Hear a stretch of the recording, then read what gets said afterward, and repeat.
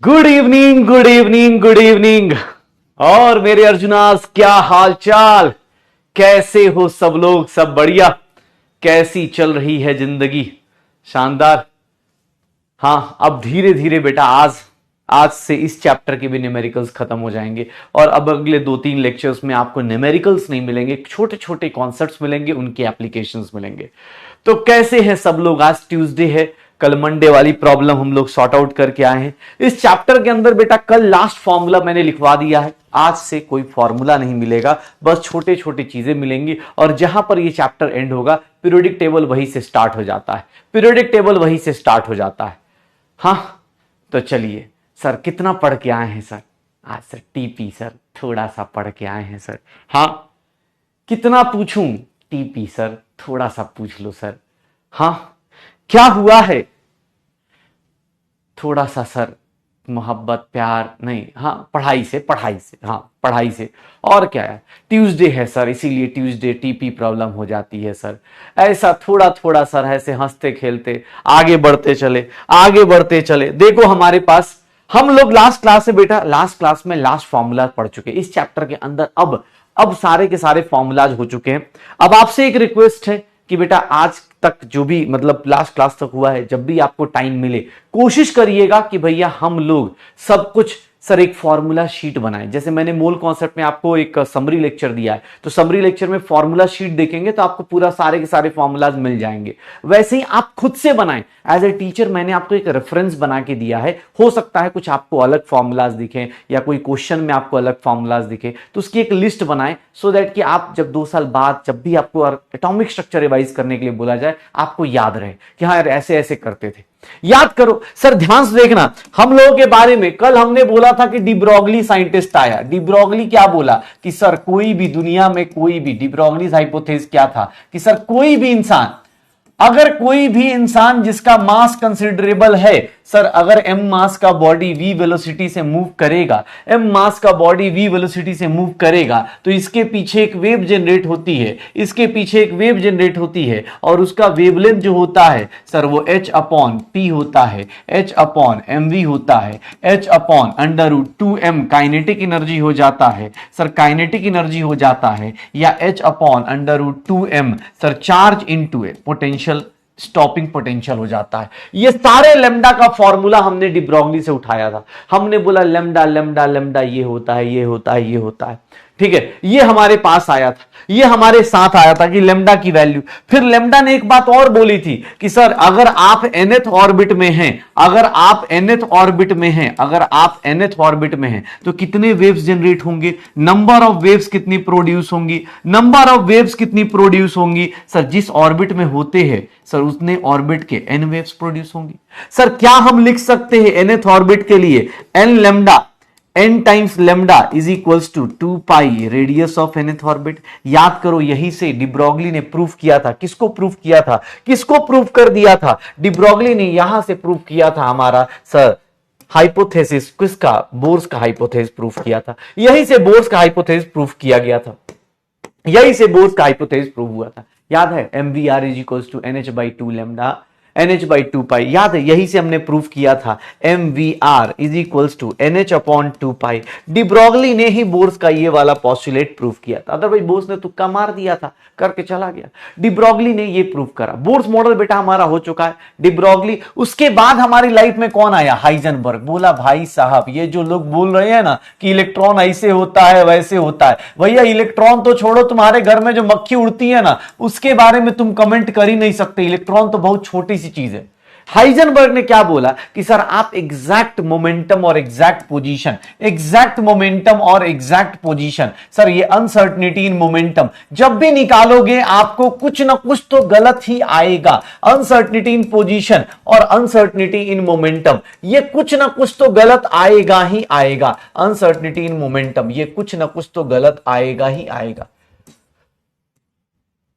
कुछ ना कुछ तो गलत ही आएगा। मतलब इसकी वैल्यू जब भी निकालने जाओगे, डेल्टा एक्स की वैल्यू डेल्टा पी के साथ, सर इसके अंदर जो भी गलतियां होंगी वो किसके बराबर होंगी? या फिर इससे ग्रेटर होंगी, या फिर इसी को h बार अपॉन 2 लिख देते थे सर, h/2 पाई को h बार लिखते थे। याद आ रहा सर? थोड़ा सा हाँ, गजनी वाली यादाश्त वापस आ रही है। अरे याद आ रहा है कि नहीं?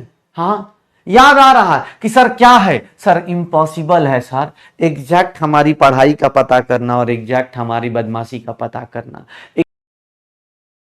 इम्पॉसिबल सर, हाँ इम्पॉसिबल है सर। याद कर इसके बारे में बात की गई थी कि सर ये ऐसा होगा। सर यहां पर ही हमने ऐसे भी लिखा था m delta v is equals to greater than h by 4 पाई।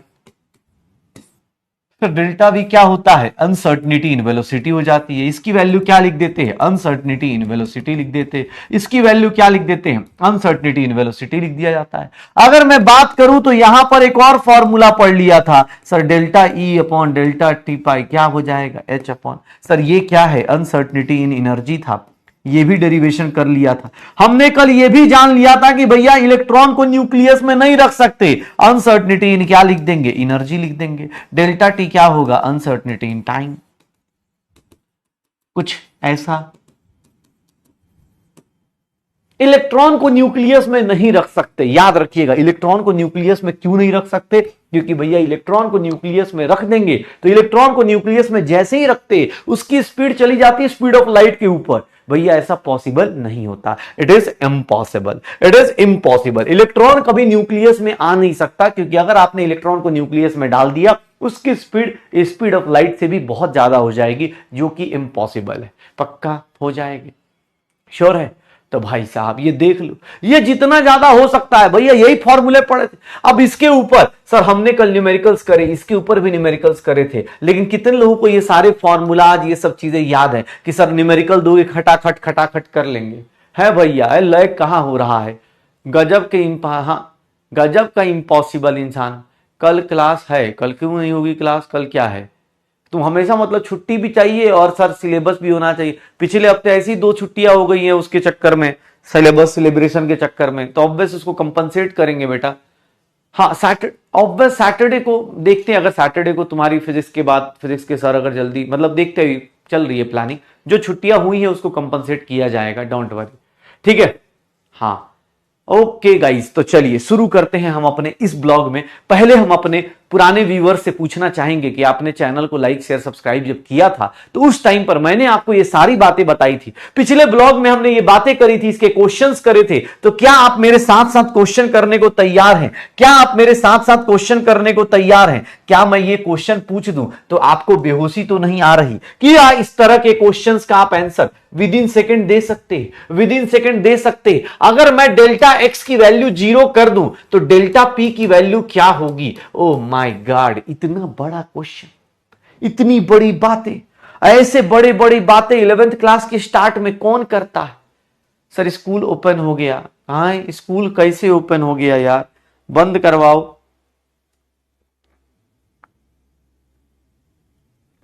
अभी तो गर्मियां ही गर्मियां हैं, स्कूल वालों को बोलो भाई बंद करें, नहीं तो तुम्हारी तबीयत तो कभी भी खराब हो सकती है यार। सीधा सीधा आंसर बता सकते हो? क्या आंसर आएगा? क्या आंसर आएगा? हो जाएगा जल्दी। कितना आंसर आएगा? क्या होगा सर? डेल्टा एक्स सर क्या आ जाएगा? इनफाइनाइट आ जाएगा। क्यों? क्योंकि भैया कल ही बताया था डेल्टा पी की वैल्यू क्या लिखोगे? h by 4 pi m delta 4 pi delta x लिखोगे, इसकी वैल्यू 0, तो सर ये क्या हो जाएगा? इनफाइनाइट है भैया। कल ही क्वेश्चन कराया था, कल ही क्वेश्चन कराया। देखो इतने लोग पढ़ के आए हैं, जानते हो इस क्लास में, मतलब ऐसा नहीं क्लास की बड़ाई कर रहा हूं कि भैया इसको नेगेटिव, हाँ मतलब ऐसे कल से एकदम फूल के चल रहे हैं कि अरे सर बड़ाई कर दिए, लेकिन क्लास में बहुत सही सही बच्चे हैं यार। 85-90% बच्चे पढ़ते हैं, बाकी 10% है जो इधर लगे रहते हैं कि सर थोड़ा सा। ऐसे सब लोग जिनको भी ज्यादा दिक्कत है, जिनका बहुत ज्यादा बैकलॉग है बेटा, एज ए टीचर मैं आपको बता दूं, क्योंकि बहुत अगर बैकलॉग से परेशान तो अर्जुना 2.0 भी चल ही रहा है, स्टार्ट हुआ है, बहुत शानदार, उधर भी जा सकते हैं। जो लोग भी अगर गलती से इधर आ गए हैं या बहुत ज्यादा बैकलॉग के कारण सफर कर रहे, ऐसे आज की क्लास में, फिर आज की क्लास से एक नई चीज शुरू होगी, अगले 3-4 दिन तक वही चलता रहेगा, फिर फिनिश हो जाएगा। हाँ चलिए, सिली मिस्टेक जो करके बैठे हैं बेटा, देखिएगा एक अच्छा क्वेश्चन आपका फिर से इंतजार कर रहा है, एक अच्छा क्वेश्चन आपका फिर से इंतजार कर रहा है। ऐसा क्वेश्चन कल भी मैंने दिया था, मैंने ये भी बोला था अनसर्टनिटी जो है sir, uncertainty in speed is equals to uncertainty in velocity, position दी हुई है। Uncertainty in speed is equals to uncertainty in velocity दी गई है। पूछ रहा है कि डेल्टा वी का वैल्यू बता दो कितना होगा, या डेल्टा एक्स का वैल्यू बता दो, किसी एक की वैल्यू बता दो किसके बराबर होगा, इक्वल टू होगा, ग्रेटर देन होगा, किसके बराबर होगा बता सकते हो। अनसर्टनिटी इन पोजीशन, अनसर्टनिटी इन जल्दी, बहुत बढ़िया यार। क्या होगा sir, uncertainty in position, uncertainty in velocity, ऐसा होता है क्या? अब एक काम करो, इसको कितने लोग ऐसे हैं जो ऐसे लिख सकते हैं? क्या गाइज मैं ऐसा लिख पाऊंगा? ओ माय गॉड, क्या मैं इसको ऐसा लिख सकता हूं भाई साहब? सॉरी, इसको मैं ऐसा लिख सकता हूं।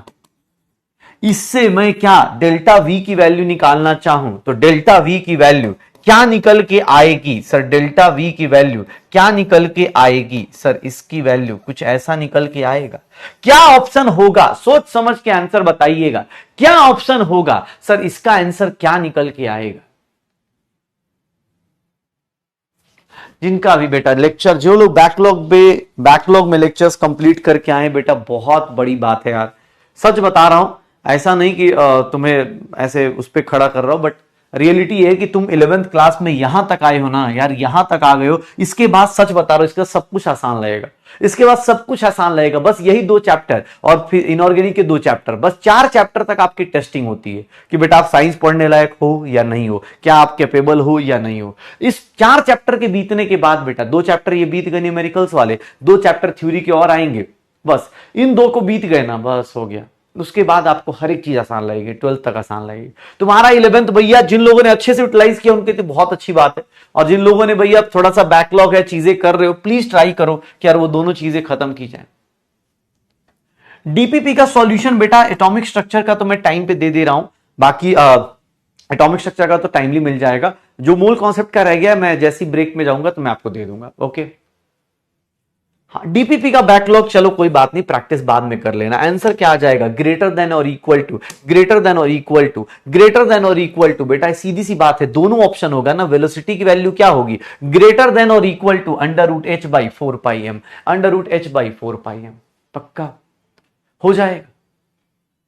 हाँ, तो ये ध्यान रखना, जितने लोग, सच बता रहा हूं, अगर तुम्हें लग रहा हो ना ये क्वेश्चंस जो तुम कर रहे हो, रियलिटी ये है कि अगर तुम सॉल्यूशन देख के देखो, एज अ टीचर मुझे बहुत ज्यादा तुम लोग की बड़ाई भी नहीं करनी चाहिए कि पता चला कि हाँ कल से घूमे जा रहे, पढ़ के ही नहीं आ रहे, बट हाँ हमेशा लपेटना चाहिए। क्योंकि देखो भाई, मैं बेइज्जती करने के लिए तैयार हूं और तुम मेरे से ही बेइज्जती करा सकते हो। तुम हमारे साथ, हम दोनों का एक दूसरे का अपना रिलेशन है जो हम एज अ टीचर स्टूडेंट जानते हैं, लेकिन मैं नहीं चाहता तुम बाहर जाके देखोगे ना, चाहे कोई भी दोस्त कहीं भी पढ़ रहा हो, ऐसे ऐसे क्वेश्चन देखेगा ना, ऐसे डर जाएगा, अच्छा ये भी करना है। उसको जाके अपने नोट्स दिखाना कि भाई मैं इतने सारे क्वेश्चंस करके बैठा हूं, चाहे डीपीपी हो चाहे इतने हो, किसी भी मॉड्यूल्स तो आप कर रहे होंगे। जो लोग कर रहे हैं बहुत अच्छी बात है, जो नहीं कर रहे भाई मॉड्यूल्स ले लो, करो उससे। सर आप इतने क्वेश्चंस 11th क्लास का बच्चा अगर कर रहा है ना, तो एज ए टीचर मैं तुम पे प्राउड हूं।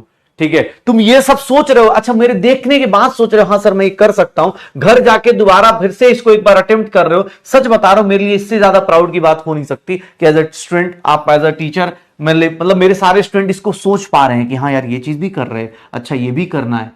क्योंकि तुम्हें पता है ये सब चीजें बहुत मतलब अच्छी चीज होती है। सच बता रहा हूं, तुम्हारा जिस लेवल पे तुम आ गए हो ना, जिस लेवल पे तुम आ गए हो आज के टाइम पे, मतलब रियली, हाँ ऐसा नहीं कि तुम्हें ऐसे, बट मैं बता रहा हूं क्योंकि मैं बोलता नहीं था इससे पहले, क्योंकि मुझे एज अ टीचर पता है ना कि मैं यहां तक पहुंचा गया इनको। इसके बाद बेटा आपको न्यूमेरिकल नहीं आएगा, इसको छोटे छोटे ट्रिक्स आएंगे, छोटी छोटी चीजें आएंगी, उसको आप साथ साथ में करते चलना। ठीक है, लेकिन तुम यहां तक आ गए यार, सोच रहे हो क्या धुरंधर बच्चे हैं भाई साहब अपने। हाँ कितने धुरंधर बच्चे हैं। चलो हाँ चल, अब बहुत हो गया, चलो काम की बात करते हैं, क्वेश्चन करो। हाँ सर आज अच्छा, घर वालों को ईयरफोन निकाल निकाल के सुना रहे हैं कि देखिए पापा मम्मी, हाँ हमने इतना अच्छा किया। ठीक है, उधर मम्मी पापा ऐसे हैं कि आज सर को क्या हो गया है यार, लपेट नहीं रहे। जल्दी कर, इस क्वेश्चन को देखो, एक माइक्रोस्कोप है, क्वेश्चन पढ़ना, इसे लिख रहा है जैसे पता नहीं क्या। माइक्रोस्कोप है, using suitable photon is employed to locate an electron in a distance of. ये बेटा किसके डिस्टेंस में चल रहा है सर? डिस्टेंस की वैल्यू क्या दी है, कितने डिस्टेंस में चल रहा है बेटा? ये देखो क्वेश्चन कैसे पहचानते हैं। सर ये डेल्टा एक्स कैसे लिख दिया? क्योंकि बेटा उसी के अंदर कहीं घूम रहा होगा, उसी के अंदर कहीं घूम रहा होगा। सर देखो इसको कैसे लिखते हैं, सर ये देख लो कैसे लिखते हैं। 10 की पावर -9 मीटर लिख दूं सर, 10 की पावर -11 मीटर लिख दूं, सॉरी 10 की पावर -11 मीटर लिख दूं। देखो सर 0.1। सर पूछ रहा है अनसर्टेनिटी इन वेलोसिटी बताओ, डेल्टा वी की वैल्यू बताओ। बेटा डेल्टा वी की वैल्यू, कितने लोग ऐसे हैं जो इस तरह से लिख सकते? इलेक्ट्रॉन का मास पता है, इलेक्ट्रॉन का मास पता है, इलेक्ट्रॉन का मास पता है। सर सारी वैल्यूज पुट करो, सारी वैल्यूज पुट करो, सारी वैल्यूज पुट करो। इलेक्ट्रॉन का मास पता है 10 की power -31 into, sir delta x कितना हो गया 10 की पावर -11। पुट करके देख ले, देख ले भाई वेलोसिटी का रेंज कितना आ रहा है, कैसा आ रहा है। सर कितना आएगा, कैसा आएगा, क्या होगा? सर कैलकुलेशन करके देख लो, डेल्टा वी की वैल्यू कितनी आ जाएगी, h/4 पाई 6.626। ये देख लो 4 इंटू 3.14 इंटू 9.1 और ये हो गया 10 की पावर -34, 10 की पावर -42। सर इसकी वैल्यू निकालने जाएंगे, भाई कैलकुलेटर यूज कर लो, कोई बात नहीं।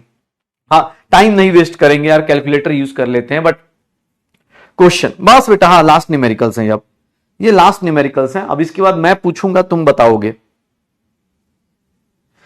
एक बोल रहा है कब छोड़ो, हाँ पूछूंगा बेटा, कल भी पूछूंगा, मैं छोड़ता नहीं हूं भाई साहब। मैं कहा, तुम्हें पता नहीं है इसका मतलब। इसकी वैल्यू देखोगे 0.57 आ जाएगा, 0.57 आ जाएगा, ठीक है ना। 0.057 आना चाहिए ना यार, कैसा हो गया? एक minute, 6.626 divide by 4 divide by 3.14 divide by 9.1, 0.057 आ जाएगा इंटू 10 की पावर कितनी आ जाएगी, -+8 आ जाएगा। इसको मैं सही से लिखूंगा तो 5.7 इंटू 10 की पावर 6 मीटर पर सेकेंड आ जाएगा। सोचो सर ये कितना आ जाएगा, 5.79 इंटू 6 10 की पावर 6 आ जाएगा। कितना आ जाएगा, सी आ जाएगा, हो जाएगा। सर देखो ना, ये 6.626 डिवाइड बाय दिस 10 की पावर को सॉल्व करोगे सर, 10 की पावर को ऊपर ले जाओ -42, सर ये +8 हो गया। हाँ मतलब +8 हो गया। सर यहां पर देख लो +8 हो गया, और ये देख लो, इसको सॉल्व करेंगे ये आ जाएगा, सी इज द करेक्ट आंसर। पक्का? 9.1 कहां से आया रे बाबू? इलेक्ट्रॉन का मास रे, पहली क्लास दूसरी क्लास में सब चीज बता चुका हूं मैं। कैसे मोल कॉन्सेप्ट के आगे सर आप आगे बढ़ते चलो, हम पीछे का भूलते जाएंगे। एकदम मतलब रील वाली दुनिया हो गई। बोल रहा सर कहां से आया है 9.1? बेटा चमत्कार है, अब हमें दिखता है ये सब चीजें। हमारे साथ साथ यहां बहुत लोगों को दिखता है, तुम्हें नहीं दिख रहा है। नेत्र खोलो, ये वाला बीच वाला, हाँ आंखें से नहीं दिखेगा, नेत्र खोलोगे, इलेक्ट्रॉन का मास, प्रोटॉन का मास, न्यूट्रॉन का मास, सब कुछ दिखता है बेटा। ऐसे कैसे नहीं दिखेगा, पूरे पैसे दिए तुमने, ऐसे कैसे? सबको दिख रहा है, तुम्हें दिखाओ। अब इस क्वेश्चन में ट्विस्ट देखो, इस क्वेश्चन में क्या पूछा। सर हमने कल बताया था जब भी मास देगा, क्या मास 40 ग्राम ले या मास को 40 अपॉन कितना लेंगे, 1000 केजी लेंगे। सर ये कितना हो गया सर, केजी में क्यों? क्योंकि सर ऐसा यूनिट में लेना है। ये देख लो, मास को किस में ले लिया, केजी में। सर स्पीड दिया हुआ है, वेलोसिटी दी हुई है 45 मीटर पर सेकेंड, लेकिन क्या हमें स्पीड निकालना है? नहीं, स्पीड नहीं निकालना है। हमें क्या निकालना है? हमें क्या निकालना है? स्पीड नहीं निकालना है। हमें क्या निकालना है? तो सर हमें तो चाहिए, देखो ये क्या लिखा है, एक्यूरेसी ऑफ, मतलब डेल्टा वी की वैल्यू लिखी हुई है। डेल्टा वी की वैल्यू कितनी लिखी है, 2% ऑफ, 2% निकालना है। सर अनसर्टेनिटी इन वेलोसिटी की कितनी है, 2% है, मतलब डेल्टा वी की वैल्यू कितनी हो गई।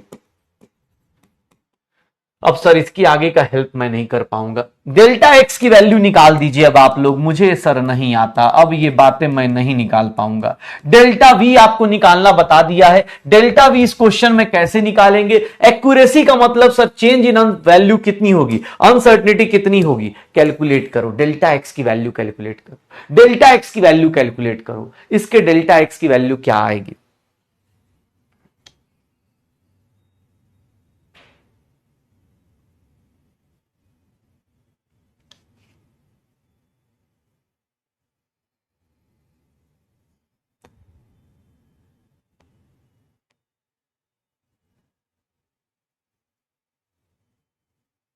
हो जाएगा, हो जाएगा। सर क्या लगता है, सर क्या लगता है सर वैल्यू पुट करेंगे 6.626 इंटू 10 की power -34 sir 4 pi into sir 4 into 3.14 कर दो 4 इंटू 3.14 कर दो इंटू सर कितना मास कितना है 40 4 इंटू 10 की पावर -2 कर दो केजी में। डेल्टा वी की वैल्यू सर ये कितना कर दूं 0.9 कर दूं। सर डेल्टा एक्स की वैल्यू निकालने जाऊंगा सर ये फिर से कैलकुलेट करने को आ गया।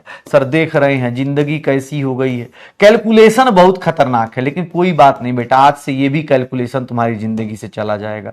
अब तुम 2 महीने बाद ऐसी कैलकुलेशंस करोगे, तब तक तुम्हें सिर्फ और सिर्फ रिवीजन करना है, तब तक तुम्हें सिर्फ और सिर्फ रिवीजन करना है। सर देख लो बस ये लास्ट कैलकुलेशन है बेटा, बाकी जब मैं क्वेश्चन पूछूंगा टेस्ट में आएगा तभी आपको ये सारी कैलकुलेशंस करनी है, तभी आपको ये सारी कैलकुलेशन करनी है।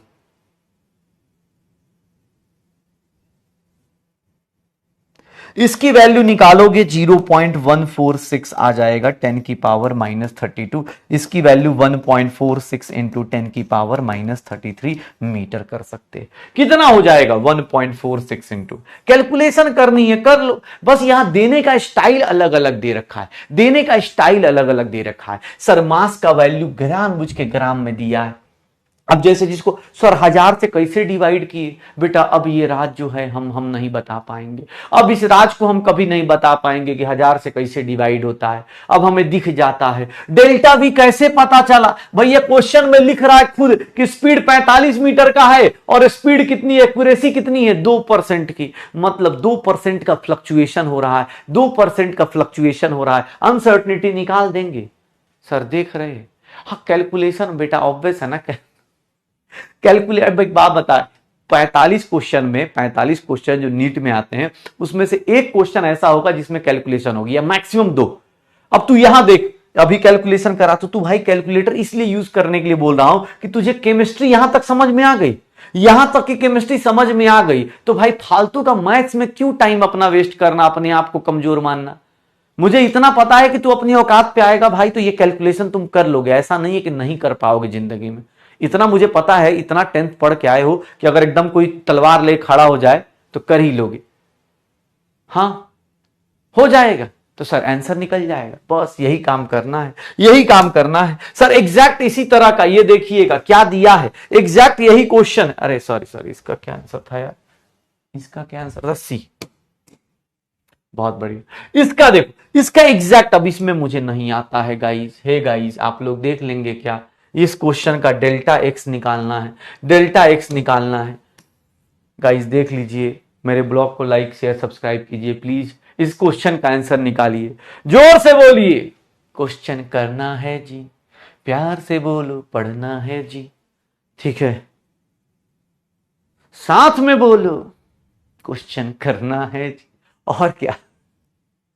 हाँ नहीं ये सारे क्वेश्चन बेटा एक साथ, अभी आपको मूल कॉन्सेप्ट की कंबाइंड पीडीएफ मिली थी, ये भी कंबाइंड पीडीएफ जैसे ही लेक्चर खत्म होगा, हाँ नेक्स्ट वीक खत्म हो जाएगा बेटा, नेक्स्ट वीक हमारी क्लास खत्म हो जाएगी। हाँ नेक्स्ट वीक हमारी सैटरडे को क्लास होगी, शायद उम्मीद है सैटरडे को क्लास होगी, सैटरडे को हमारी क्लास होगी, ठीक है ना। हाँ फिजिक्स की क्लास पहले ही, आप हम लोग की क्लास बाद में होगी, सैटरडे को होगी। हाँ भाई एक दिन क्लास 2 दिन की छुट्टी मारी है तो एक दिन तो कंपनसेट होगा। चल क्या होगा सर इस क्वेश्चन में, क्या करेंगे सर एक बात बताएं, डेल्टा वी की वैल्यू डायरेक्ट नहीं दिया है और ऐसे इतना बड़ा सर परसेंटेज कौन लिखता है, मतलब सोच रहे सर इतना तो हमारा रैंक नहीं आता है जितना इसमें परसेंटेज दिया है। सर देखिए ना ये कैसा हो गया सर, 0.003 हो गया, 3 इंटू 10 की पावर -3 मीटर पर सेकेंड कर दूं क्या, डेल्टा वी की वैल्यू ऐसे निकाल दो। सर मास ऑफ इलेक्ट्रॉन पता है सर, डेल्टा एक्स निकालना है sir, H upon 4 pi m delta we लिख सकते हैं सर, H की वैल्यू 6.626 इंटू 10 की पावर -34 डिवाइडेड बाई 4 इंटू 3.14, मास की वैल्यू 9.1 इंटू 10 की पावर -31 इंटू डेल्टा वी कितना है 3 इंटू 10 की पावर -3। सर ये देखिएगा -31 -3 सर -34 हो गया सर, ये कैंसिल आउट हो गया क्या, बचा कितना 6.626 upon 4 into 3.14 into 9.1 into 3। Sir delta x की वैल्यू अब यार ये कैलकुलेशन फिर से टाइम मत वेस्ट करना प्लीज, थोड़ा सा जो लोग भी लगता हो कि नहीं सर कैलकुलेशन नहीं हम सर नहीं कर सकते तो कोई बात नहीं बेटा, फिर आप क्वेश्चन करने से ज्यादा आपका इसमें टाइम निकल जाएगा, फिर हम क्वेश्चन में रुक जाएंगे। अगर आपको लग रहा है कि नहीं सर कैलकुलेटर अलाउड नहीं है तो बेटा आप फिर इसमें क्वेश्चन में सर कैलकुलेशन में ज्यादा टाइम निकल जाएगा, इसीलिए हम लोग ये चीजें शॉर्टकट आजमा रहे हैं। इतना आएगा क्या? क्या इतना आएगा? सामने वाले ने क्या आंसर दिया है, ये आंसर दिया है क्या? क्या आंसर आ जाएगा? B is the correct answer, B is the correct answer, B is the correct answer. तो भैया देखिएगा B is the correct answer, B is the correct है। कौन है जी? है शर्म लाज लिहाज, ये कैसे तुम लोग डुबा दे रहे हो भाई? ऐसे कैसे 29% गलत हो जा रहा है? ऐसे सुंदर लग रहा था क्या कि अच्छा हाँ कुछ ऐसे सोच रहे होंगे कि सर 1 3 1 अच्छा नहीं लग रहा, 5 अच्छा लग रहा, टिक मार देते। तुक्का भी ऐसे ही मारते हैं ना हम लोग, जैसे मतलब इंग्लिश का एग्जाम तो हम लोग ऐसे ही पास होते हैं ना, कि मैं तो मतलब इंग्लिश के एग्जाम में देखता था कि भाई किसमें फील ज्यादा आ रहा है, ठीक है फील जिसमें ज्यादा आ रहा है, जैसे इसमें लग रहा है कि हाँ कुछ अलग वैल्यू लग रही है, कुछ बड़ी वैल्यू लग रही है, 5 7 6 थोड़ा सा अलग है, हाँ और क्या, मतलब एक ऐसे टिक मार दिया भाई। चलो ऐसे ऐसे लोग यार। चलिए तो भैया ये हमारा सारा का सारा अनसर्टेनिटी प्रिंसिपल के ऊपर बात कर रहे थे। तो बेटा बस अब यही लास्ट फॉर्मूला था जिसके ऊपर एप्लीकेशन था जो आपके पास आया। अब इसके बाद क्योंकि अब हम सब लोग परेशान हो चुके हैं और हमारे दिमाग में अब बहुत कैलकुलेशन बहुत फॉर्मूला आ चुका है, तो इसके बाद सब लोगों ने बोला कि यार ऐसा थ्योरी नहीं चाहिए, ऐसा मॉडल नहीं चाहिए, ऐसी बातें मत किया करो कि सर ये उसको ऐसी वैसी बातें मत किया करो। तुम्हारी जो मन में कामना थी वही बात सुन ली किसने? अब बताऊंगा तुम्हें किसने सुना, कैसा सुना, सच बता रहा हूं भैया एकदम इंटरेस्टिंग सा पॉइंट। देखो अब भैया अगला मॉडल आ रहा है, अगला मॉडल देखने से पहले सर एक बार बस बताना चाहूंगा कि अगला मॉडल जो है ना एक अलग ही सुंदर लेवल पे बना हुआ है सर, एकदम ही अलग लेवल पे। उसको भी तुम्हारी बात पहुंच चुकी है, वो बोल रहा है कि सर कितना कैलकुलेशन कितना क्वेश्चन, मतलब समझ रहे हो हाँ कितना आप सर शुरू करोगे। याद करो सबसे पहले कौन सा मॉडल दिया था? डाल्टन चचा ने। डाल्टन ने क्या बोला कि सर एटम क्या होता है? एक नॉर्मल स्फीयर होता है। फिर कौन सा आया? थॉमसन आए। थॉमसन ने क्या बोला कि ये पॉजिटिव स्फीयर होता है, इसके अंदर इलेक्ट्रॉन इलेक्ट्रॉन ऐसे ऐसे इंबेडेड होता है। अब बनाने मत लगना। सर रदरफोर्ड ने क्या बोला कि सर ये न्यूक्लियस होता है, उसके अंदर इलेक्ट्रॉन ऐसे ऐसे घूम रहा होता है। फिर कौन आया? बोर आया। बोर बोला कि सर ऑर्बिट की एनर्जी फिक्स होती है, उसके अंदर इलेक्ट्रॉन घूमता है, उसके अंदर इलेक्ट्रॉन घूमता है। तो यहां तक हम सब कुछ कर गए। डाल्टन तो भैया बोलते थे इंडिविजुअल है, इसके अंदर कोई पार्टिकल है नहीं। अब ध्यान सुनना, अब यहां पर एक नई चीज क्या आने वाली, लास्ट मॉडल। और लास्ट मॉडल में कोई न्यूमेरिकल नहीं आएगा लेकिन कॉन्सेप्ट छोटे छोटे बहुत आएंगे। ध्यान सुनिएगा, last model that is known as quantum mechanical model. Sir quantum model में क्या होता है? That is known as Schrodinger. Schrodinger ने प्रपोज करा, श्रोडिंगर ने प्रपोज करा। नाम सुन रहे हो? नाम सुन के बड़ा अजीब सा लग रहा है। श्रोडिंगर ने प्रपोज करा, बोला सर ऐसा है ना कि हम ही एक इक्वेशन देंगे। श्रोडिंगर ने इक्वेशन दिया, श्रोडिंगर इक्वेशन। या पहले रुक जाओ एक मिनट, आइए शुरू करते हैं अब हम अपना last model quantum mechanical model. हाँ क्वांटम मैकेनिकल मॉडल, ध्यान सुनिएगा बेटा। अब आपके पास अब छोटे छोटे फॉर्मूलाज आएंगे इसके अंदर, और वो छोटे छोटे फॉर्मूलाज जिनको भी बेटा सोचो ये टॉपिक अगर स्ट्रांग होगा तो इनऑर्गेनिक स्ट्रांग होगा। इसका अगला चैप्टर इसी के ऊपर बेस्ड है। हाँ मोहित सर आएंगे तो आपको इसी के आगे स्टार्ट करेंगे, तो ध्यान सुनिएगा। एकदम गजब का कॉन्सेप्ट है, छोटा छोटा प्यारा प्यारा, जैसे तुम बहुत प्यारे प्यारे हो ना। हाँ अब मुस्कुरा रहा है, ब्लश कर रहा है, कितने प्यारे प्यारे। हाँ अर्जुनाज हैं सारे के सारे, हाँ सब मस्त एकदम सर, एकदम बहुत, हाँ बहुत सुंदर सा बहुत प्यारा सा कॉन्सेप्ट है। लेकिन एक ही दिक्कत है इसके साथ भैया, आज जो शुरू होगा ना, आज जो शुरू होगा वो अब चलेगा अगले 2-3 दिन तक। जैसे बोर्स चला था 3-4 दिन, वैसे ये चलेगा। अब इसके साथ ही हमारा चैप्टर खत्म होगा। तो इसीलिए जो लोग भी भैया पीछे क्या बैकलॉग हुआ छोड़ दो उसको, अभी इसके कॉन्सेप्ट को बार बार रिवाइज करना और कोशिश करना भैया कि कल जब डीपीपी आए इसके ऊपर बेस्ड तो भैया कर पाए। हाँ कर पाए, ठीक है ना, कर पाए। ध्यान सुनना, क्वांटम मैकेनिकल मॉडल। भाई साहब क्वांटम मैकेनिक्स क्या होती है? पहली बात क्वांटम मैकेनिक्स क्या होती है? क्वांटम मैकेनिकल मॉडल देखिएगा एक अलग लेवल की बात कर रहे हैं। एक्चुअली देखो फिजिक्स में 2 टाइप की फिजिक्स होती है, क्लासिकल फिजिक्स होती है और एक होती है क्वांटम फिजिक्स। क्लासिकल फिजिक्स होती है और एक होती है क्वांटम फिजिक्स। बेटा क्लासिकल फिजिक्स जो होती है ना, जो आप पढ़ते हो, जैसे अभी आप फिजिक्स में पढ़ोगे तो आपको कहा इसमें क्या मिलेगा, obeys Newton's law of motion. ये क्या करता है, न्यूटन्स लॉज ऑफ मोशन को ओबे करता है। न्यूटन्स लॉज ऑफ मोशन को ये ओबे करता है।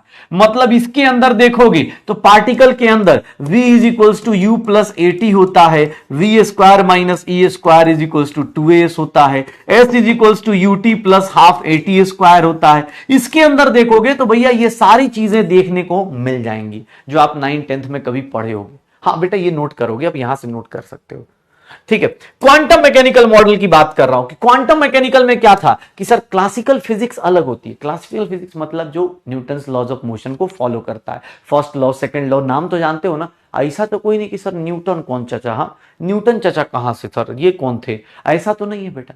अगर तुम्हारे मन में ये विचार आ रहा है कि न्यूटन कौन था, सच बता रहा हूं मैं तुम्हें नहीं जानता यार, हाँ मैं साइंस की कसम मैं तुम्हें नहीं जानता भाई साहब, न्यूटन चचा कौन थे भाई मैं नहीं जानता।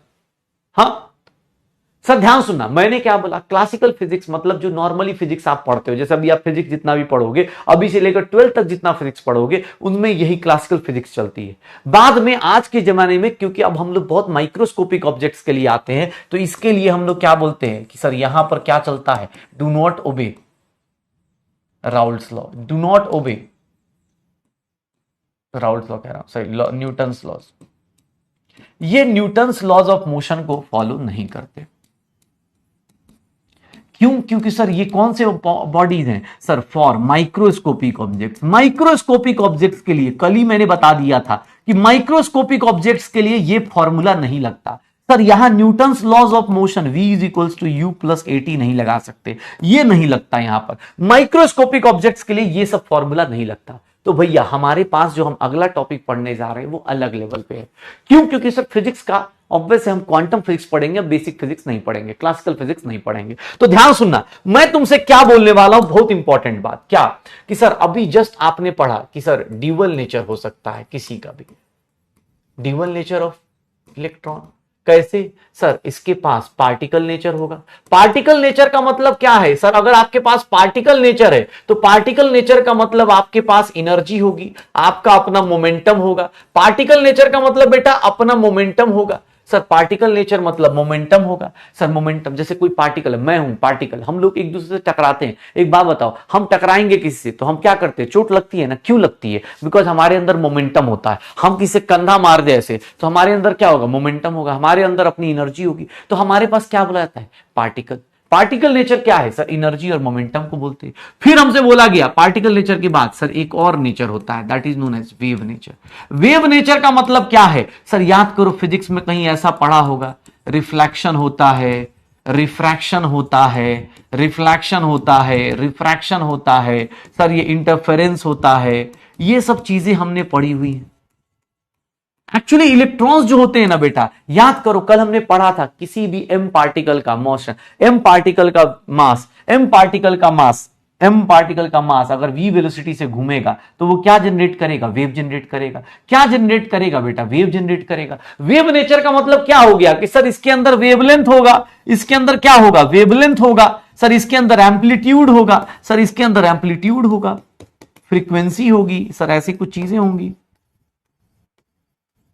ऐसा कुछ कुछ होगा पक्का। तो हर एक आदमी का ड्यूअल नेचर, ध्यान सुनना, हाँ ध्यान। लाइट ऑब्वियस है, लाइट के पास भी ड्यूअल नेचर होता है। तो मैं तुम्हें बस बता रहा हूं कि भैया क्वांटम मैकेनिकल मॉडल की बेसिक शुरुआत कर रहा हूं कि quantum mechanical model, quantum mechanics का मतलब क्या होता है। क्वांटम मैकेनिक्स का मतलब ये हो जाता है कि सर क्वांटम मैकेनिक्स जो होगा ऐसा होगा। ये मेरा क्वांटम मैकेनिक्स क्लासिकल मैकेनिक्स का बीच का डिफरेंस। दूसरा इलेक्ट्रॉन्स का नेचर, पार्टिकल नेचर और वेव नेचर। ध्यान रखिएगा, पार्टिकल नेचर, वेव नेचर। बेटा अभी फिजिक्स में आप और पढ़ोगे ना, कोई बोल रहा है सर रिफ्लेक्शन रिफ्रैक्शन, बेटा 12th में एक चैप्टर आएगा रे ऑप्टिक्स। इंटरनेट आपके पास है, आप सर्च करोगे आपको पता चल जाएगा, रे ऑप्टिक्स आएगा, वेव ऑप्टिक्स आएगा। ये सारी चीजें फिर से पढ़ोगे, 12th में फिर से पढ़ोगे। 10th की जो चीजें हैं वो 12th में फिर से आएंगी, करंट आएगा, इलेक्ट्रिसिटी आएगा, सब आएगा। अभी बस आपको बता रहा हूं कि आपको रिफ्लेक्शन रिफ्रैक्शन ये सब बातें होती थी, होता था। पक्का। मतलब अब हमारे पास दो टाइप का नेचर है, मैं पार्टिकल नेचर भी हूं, मैं ऐसे ऐसे मूव कर रहा हूं, अगर मैं किसी से टकराऊंगा तो मैं किसी को चोट पहुंचा सकता हूं, मतलब पार्टिकल नेचर है। ये मोमेंटम ट्रांसफर कर सकता हूं, मोमेंटम ट्रांसफर कर सकता हूं, और मैं ऐसे ऐसे चल रहा हूं तो मेरे पीछे एक वेव जनरेट हो रही है। ऑब्वियस है, मैं बड़ा बॉडी हूं, माइक्रोस्कोपिक ऑब्जेक्ट हूं, इसीलिए मेरे पीछे वाली वेव नहीं दिख रही। इलेक्ट्रॉन चलेगा तो उसके पीछे एक वेव जनरेट होगी, उस इलेक्ट्रॉन के पीछे क्या होगा, एक वेव जनरेट होगी, इलेक्ट्रॉन के पीछे क्या होगा, एक वेव जनरेट होगी। ध्यान सुनिएगा, बहुत इंपॉर्टेंट बात कि सर इलेक्ट्रॉन का अपना वेव नेचर, तो ध्यान सुनिएगा, जब कोई इलेक्ट्रॉन चलेगा तो उसका अपना वेव क्रिएट होगा। तो वेव को ना, ध्यान सुनिएगा सर, एक वर्ड यूज करते हैं, इसको हम लोग प्रोनाउंस करते हैं साई की तरह, प्रोनाउंस्ड एज PSI, साई बोलते हैं, PSI। साई क्या है, तो इसको बोलते हैं wave function of electron. Sai क्या है, wave function of electron. Function का मतलब, अच्छा मैथ्स मतलब बेसिक मैथ में फंक्शन पढ़ा है कुछ? फंक्शन किसको बोलते हैं, फंक्शन किसको बोलते हैं, मतलब जो किसके ऊपर डिपेंड करता है। फंक्शन मतलब जो डिपेंड करता है। जैसे सर आप ऐसे पढ़ते होंगे, शायद फिजिक्स में ऐसा पढ़ा होगा कि sir S is equals to, ये ऐसे लिखा हुआ है AT² प्लस BT लिखा हुआ है, तो x किसका फंक्शन है, x किस पे डिपेंड कर रहा है, x is a function of time. Sir dx/dt ऐसे करना सीखा है आप लोगों ने, मतलब बस बता देना कि सर dx/dt ऐसा लिख सकते हैं, ऐसा लिख सकते हैं dx/dt 2AT + b, ऐसा आता है कुछ, ऐसा कुछ आता है कि सर फंक्शन मतलब उसके ऊपर डिपेंड करना, कि अगर मैं मूवमेंट करूंगा तो इसके ऊपर, जैसे x की बात कर रहा हूं, फिजिक्स में ऐसा पढ़ा है कि सर dx/dt अगर डबल डिफरेंशिएशन कर दो, सर दोबारा डिफरेंशिएट कर दो तो सर क्या आ जाएगा, 2a आ जाएगा, 2a आ जाएगा, ऐसा कुछ पढ़ा है कि गया? हाँ याद आ रहा है? ऐसा तो नहीं कि सर डिफरेंशिएशन इंटीग्रेशन तो पढ़ लिए होगे ना भाई, हाँ ये सब याद आ रहा है कि सर गया ये सब।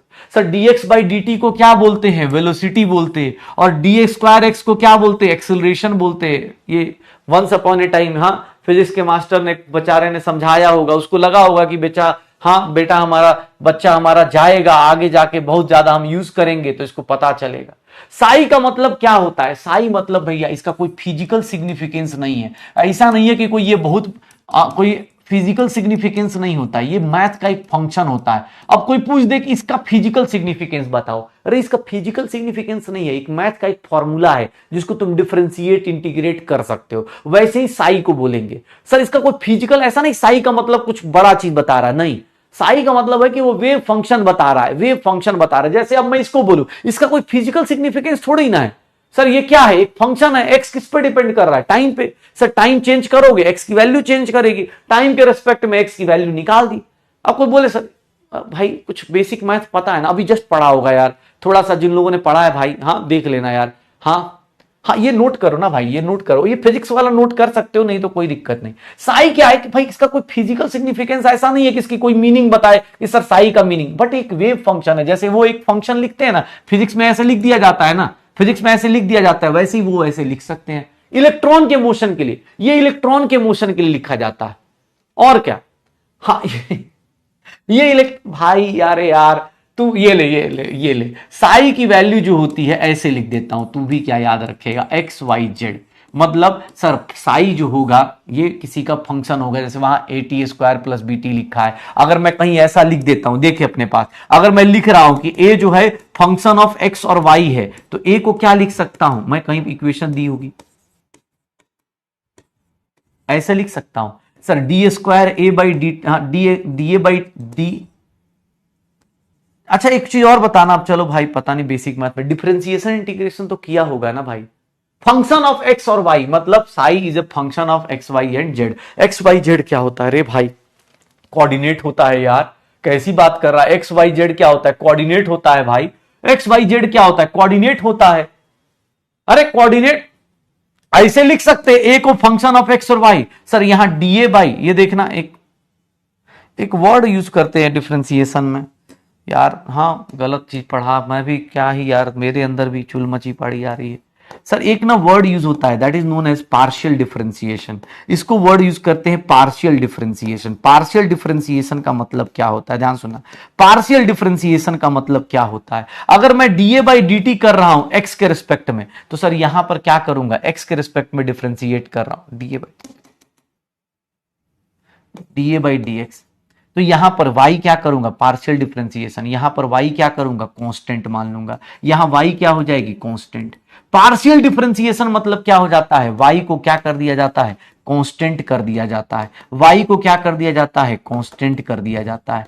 सर देख लो ये y क्या हो जाएगा, कांस्टेंट हो जाएगा। पार्शियल डिफरेंशिएशन, पार्शियल डिफरेंशिएशन उसको बोलते हैं, पार्शियल डिफरेंशिएशन हो रहा है, पार्शियल डिफरेंशिएशन जैसे साई को बोल रहे हैं। ध्यान सुना, साई स्क्वायर करोगे तो साई स्क्वायर का मीनिंग होता है, साई स्क्वायर का मीनिंग क्या होता है, that is known as probability density. Sir probability density of finding an electron, sir electron के मिलने का, sir finding an electron, electron के मिलने की प्रोबेबिलिटी डेंसिटी पूछेगा कि साई स्क्वायर का मीनिंग क्या होता है, Sai square is probability density. अच्छा डेंसिटी को किससे मल्टीप्लाई कर दूं, सर वॉल्यूम से मल्टीप्लाई कर दूं, सर ये वॉल्यूम से मल्टीप्लाई कर दूं, स्मॉल वॉल्यूम से मल्टीप्लाई कर दूं, स्मॉल वॉल्यूम से मल्टीप्लाई कर दूं, तो सर ये क्या बताएगा, प्रोबेबिलिटी बता देगा। सर डेंसिटी को किससे मल्टीप्लाई कर दिया जाए, सर देख लीजिए इसका सर कोई न्यूमेरिकल नहीं पूछता, बस आपको मीनिंग पूछेगा कि साई क्या बताता है, साई स्क्वायर क्या बताता है, साई स्क्वायर डीवी क्या बताता है, ये सब मीनिंग पूछा जाएगा, ये सब मीनिंग पूछा जाता है। हाँ पार्शियल डिफरेंशिएशन में बता देता हूं, रुक जा भाई रुक जा, तू पहले ये समझ, मैं जान रहा हूं तेरा डिफरेंशिएशन बहुत स्ट्रांग था भाई, तेरा डिफरेंशिएशन बहुत स्ट्रांग था, मैं जान रहा हूं, मैं उसके ऊपर नहीं जाऊंगा, तुम क्या आता है क्या नहीं मैं खुद बता दूंगा, रुक जा, पहले तू ये सोच, पहले सुन ले केमिस्ट्री की बात सुन ले, बाद में डिफरेंशिएशन करते, छोड़ तू रहने दे। साई स्क्वायर, इसका स्क्वायर करेगा कोई भी वेव फंक्शन, उसका स्क्वायर करोगे तो उसको क्या बोलेंगे, probability density. Sir probability density मतलब मिलने की अब ये मत बोलना प्रोबेबिलिटी क्या होती है, सर हमको तो प्रोबेबिलिटी नहीं पता, अरे प्रोबेबिलिटी तो पता होगा ना रे भाई कि सर जानते हैं मैथ तो हम छोड़ के आए थे, मैथ हम 10th में छोड़ के आए थे सर, जब से हमने सोचा था कि नीट की तैयारी करेंगे मैथ को हम सर दफना चुके हैं, हमारा एक्स है मैथ, इसीलिए हमें एक्स की तरह मत याद दिलाया कीजिए, ऐसा तो नहीं है ना भाई। अरे भाई साई क्या है, किसी का फंक्शन है, जैसे इसको है, तुम बचपन अभी फिजिक्स में पढ़ते हो ना, dx बाई dt को क्या बोल देते हैं, वेलोसिटी बोल देते हैं, तो वैसे ही साई स्क्वायर को क्या बोल देंगे, प्रोबेबिलिटी डेंसिटी बोल देंगे, ऐसे साई स्क्वायर को क्या बोल देंगे, प्रोबेबिलिटी डेंसिटी बोल देते हैं। जैसे फिजिक्स में तुम पढ़ते हो कि dx बाई dt को क्या बोलते हैं, velocity, sir dx by dt को क्या बोलते हैं, वेलोसिटी, वैसे ही साई स्क्वायर को क्या बोलेंगे, प्रोबेबिलिटी डेंसिटी। ऐसे यहां पढ़ते हो ना कि sir ds square x double differentiation x का करेंगे तो इसको क्या बोल देते हैं सर, एक्सीलरेशन, सर इसको क्या बोल देंगे, एक्सीलरेशन, इसको क्या बोल देते हैं, वेलोसिटी। सर तो यहां पर भी उसको भी वैसे ही मैथ जैसे आप यूज करते हैं फिजिक्स में साई स्क्वायर डीबी, उसको भी वैसा ही बोला जाता है, पक्का हो जाएगा। मैं पार्शियल डिफरेंशिएशन बताता हूं भाई, पार्शियल डिफरेंशिएशन बताता हूं, इट्स माय बैड बेटा, मैंने तुमसे इतनी बड़ी उम्मीद कर ली, हाँ मुझे लग रहा था। मैं पार्शियल डिफरेंशिएशन अभी बताता हूं, पूरा एक पेज पे बताऊंगा भाई साहब, टेंशन मत लीजिए, आप बस इसको ध्यान रखिएगा। हाँ मैं इसकी उम्मीद कर सकता हूं कि इसको dx बाई dt को वेलोसिटी बोलते, जैसे आप इसको वेलोसिटी बोलते हो, इसको ये बोलते एक्सेलरेशन, वैसे ही साई को क्या बोलोगे, वेव फंक्शन, साई स्क्वायर को क्या बोलोगे, probability density, psi square dv, dv की वैल्यू स्मॉल वॉल्यूम भाई, ए भाई small volume dx into dy into dz, बेटा ये x एक्सिस का वॉल्यूम निकालने आता है बेटा। अगर ये मान लो कोई छोटा सा क्यूब है तो इसका वॉल्यूम कैसे निकलेगा, बचपन में लेंथ ब्रेड्थ एंड हाइट पढ़ा था सर, ये छोटा सा लेंथ dx हो गया, ये छोटा सा y dy हो गया, सर ये छोटा सा z, हाँ इधर z हो गया dz हो गया, तो ये छोटा सा वॉल्यूम dx dy dz लिख सकता हूं। अरे बेसिक मैथ भूल गए क्या, अभी जस्ट मास्टर ने पढ़ाया था भाई फिजिक्स में, तुम्हें फिजिक्स तो इजी लग रही थी, अब तुम बोलो सर ये भी नहीं आता डिफरेंशिएशन, कैसी बात कर रहा है भाई ये। हाँ सर dx dy dz, पता चला बोल रहा है सर dd हटा दीजिए, कैंसिल आउट कर दिए, dd कैंसिल नहीं होता रे भाई, ये dx है, ये dy है, ये dz है, छोटा सा वॉल्यूम x एक्सिस में, छोटा सा वॉल्यूम y एक्सिस में, ऐसे dx dy dz ऐसा छोटा सा वॉल्यूम ले लिया जाता है। गजब के इंसान हो यार, तुम लोग डरा देते हो, टीचर डर जाता है भाई, पता नहीं इतना आगे का बात पता है कि ना बताएं। इलेक्ट्रॉन बेचारा, हाँ इलेक्ट्रॉन डर चुका है अंदर का कि भाई साहब ऐसे कैसे? मैं सोच रहा हूं कि हर एक एक्सिस में घूमूंगा। कोई बोले sir x axis, y axis, z axis में क्यों? भैया याद करो, कल ही तुमने बोला था कि इलेक्ट्रॉन जो होता है मक्खी की तरह होता है, मक्खी से भी छोटा है। तो सर वो किसी भी एक्सिस में जा सकता है, तीनों एक्सिस में जा सकता है, वो कहीं भी जा सकता है। तो इसीलिए हम साई को तीनों एक्सिस में ले रहे हैं। सर डिफरेंशिएशन, पार्शियल डिफरेंशिएशन का मतलब क्या होता है? देखिएगा, पार्शियल डिफरेंशिएशन का मीनिंग क्या होता है? पार्शियल डिफरेंशिएशन का मीनिंग क्या होता है? जैसे मान लो ए दिया है 2x² प्लस 3y³ ऐसे दिया हुआ है। ध्यान सुनना सर, ए को क्या बोलोगे? ए किसके किसके ऊपर डिपेंड करता है? ध्यान सुनना, ए किसके किसके ऊपर डिपेंड करता है? ध्यान सुनना भाई, प्लीज पार्शियल डिफरेंशिएशन समझना। मुझे भाई देखो फिजिक्स पढ़ाने का कोई शौक नहीं है, लेकिन भाई समझ रहा हूं क्योंकि मेरी अपनी मजबूरियां हैं। मुझे 2 साल बाद तुमसे नजरें भी मिलानी है कि सर जो पढ़ाया हुआ है। अब ऐसा नहीं कर सकता ना, झूठ बोल के निकल जाऊं कि हाँ छोड़ दो ये सब। देख, अगर मैं इसको बोलूं तो ए किसके किसके ऊपर डिपेंड कर रहा है? ए किसके ऊपर डिपेंड कर रहा है? Depends on x and y. Sir x और वाई की वैल्यू चेंज होगी तो ए की वैल्यू चेंज होगी। तो सर मैं बोल सकता हूं कि ए जो है, A is a function of X comma Y. कि सर ए फंक्शन है एक्स और वाई के ऊपर, दोनों के ऊपर डिपेंड करता है। फंक्शन मतलब उसके ऊपर डिपेंड करना। एक्स की, जैसे तुम्हारी पढ़ाई किसके ऊपर डिपेंड करती है? सर क्लास के ऊपर, टाइम के ऊपर, घर वालों के ऊपर। तो ऐसे क्या हो जाएगा? तुम्हारी फंक्शन तुम्हारा फंक्शन, यही होगा। सर ध्यान सुनना, अब मैं बोल रहा हूं, ध्यान सुनिएगा, एक बार ध्यान सुनिएगा। मैं बोल रहा हूं पार्शियल डिफरेंशिएशन, देखिएगा वर्ड यूज कर रहा हूं, partial differentiation. Partial differentiation of a with respect to x keeping, obvious है किसी एक के रिस्पेक्ट में करेंगे तो कीपिंग वाई कांस्टेंट। वाई को क्या रखेंगे? कांस्टेंट रखेंगे।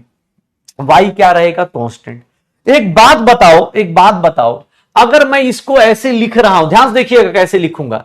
सर इसको देखो, पार्शियल डिफरेंशिएशन को थोड़ा सा ऐसे लिख देते हैं, पार्शियल डिफरेंशिएशन को थोड़ा सा ऐसे लिखते हैं। ये क्या रखेगा? y is equals to constant है, y में चेंज नहीं हो रहा, सिर्फ x में चेंज हो रहा है, सिर्फ x में चेंज हो रहा है। ये y कांस्टेंट है बेटा। कांस्टेंट का डिफरेंशिएशन कितना होता है? 0। सर इसका डिफरेंशिएशन करने जाओगे, सर कितने लोगों को लग रहा है कि सर ये हो जाएगा? सर y कांस्टेंट है तो उसका डिफरेंशिएशन का कोई लॉजिक नहीं है। कितना आंसर आ जाएगा? 4x। क्यों? क्योंकि y कांस्टेंट है। जो चीज कांस्टेंट होती है ना बेटा, उसका डिफरेंशिएशन हम लोग नहीं करते हैं। जो चीज कांस्टेंट होती है उसका डिफरेंशिएशन हम लोग नहीं करते। ये देख लो सर। सिमिलरली ये देखो सर, डेल ए, इसको डेल बोलते हैं बेटा, डेल्टा भी नहीं बोलते, इसको क्या बोलते हैं? डेल, डेल बोलते हैं, प्रोनाउंस एज डेल। इसको जो डेल होता है इसको प्रोनाउंस करते हैं डेल से। ये देखो x is equals to constant. अगर x को कांस्टेंट कर दोगे तो क्या लिखोगे? सर x कांस्टेंट है तो इसका डिफरेंशिएशन 0। सर ये कितना आ जाएगा? 3 इंटू 3 y², 9y² आ जाएगा। इसी को बोलते हैं बेटा पार्शियल डिफरेंशिएशन। पार्शियल डिफरेंशिएशन का मतलब कि सर जिसके रिस्पेक्ट में डिफरेंशिएट करते हैं वो वैरी करेगा, बाकी जो कांस्टेंट ले लिया जाएगा। जैसे यहां y वैरी कर रहा है, x क्या हो गया? कांस्टेंट। इसको बोलते हैं पार्शियल डिफरेंशिएशन, इसको बोलते हैं पार्शियल डिफरेंशिएशन। पार्शियल डिफरेंशिएशन बेटा ध्यान से देख लो सर, इसको dA/dx अलग होता है। ये क्या है सर? कंप्लीट डिफरेंशिएशन है, लेकिन मैंने लिखने का स्टाइल चेंज कर दिया है, मैंने लिखने का स्टाइल चेंज कर दिया है।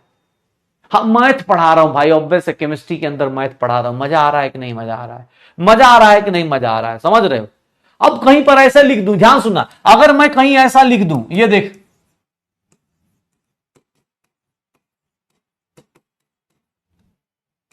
ऐसे लिख दूं, चल बता,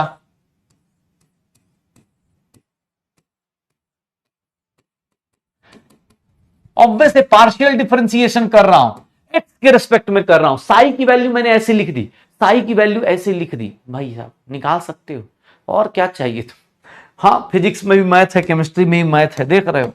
डिफरेंशिएशन पहले न्यूमेरिकल नहीं करते थे, अब सर हाँ, अब sir differentiation integration already 15-20 lecture में किया हो। कितना आएगा सर? यहां पर एक्स, वाई और जेड कांस्टेंट है तो वाई और जेड को कांस्टेंट कर लो। सर कितने लोगों को वाई और जेड कांस्टेंट दिख रहा है? सर वाई जब भी करेंगे। अच्छा चलो एक बार और बताओ, डबल डिफरेंशिएशन जानते हो ना?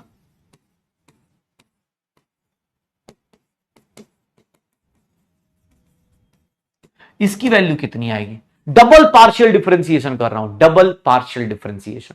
अगर मैं डबल पार्शियल डिफरेंशिएशन कर दूं तो सर इसकी वैल्यू कितनी आएगी? सर इसको एक बार और डिफरेंशिएट कर देता हूं एक्स के रिस्पेक्ट में, एक्स के रिस्पेक्ट में ही कर देता हूं, वाई जेड फिर से कांस्टेंट है, तो क्या कितने लोग ऐसे हैं जिनको ये वैल्यू 2a दिख रही है मालिक? दिख रही है ना? नहीं दिख रही हो तो छोड़ देना यार, सच बता रहा हूं। अब भैया जो फिजिक्स में पढ़ चुका है, केमिस्ट्री में बस इतना बोल रहा हूं कि जब डिफरेंशिएशन करना एक्स के रिस्पेक्ट में करना तो वाई जेड को कांस्टेंट मान लेना। सर इसको दोबारा डिफरेंशिएट करना है तो फिजिक्स का। चलिए बता, एक क्वेश्चन और सही,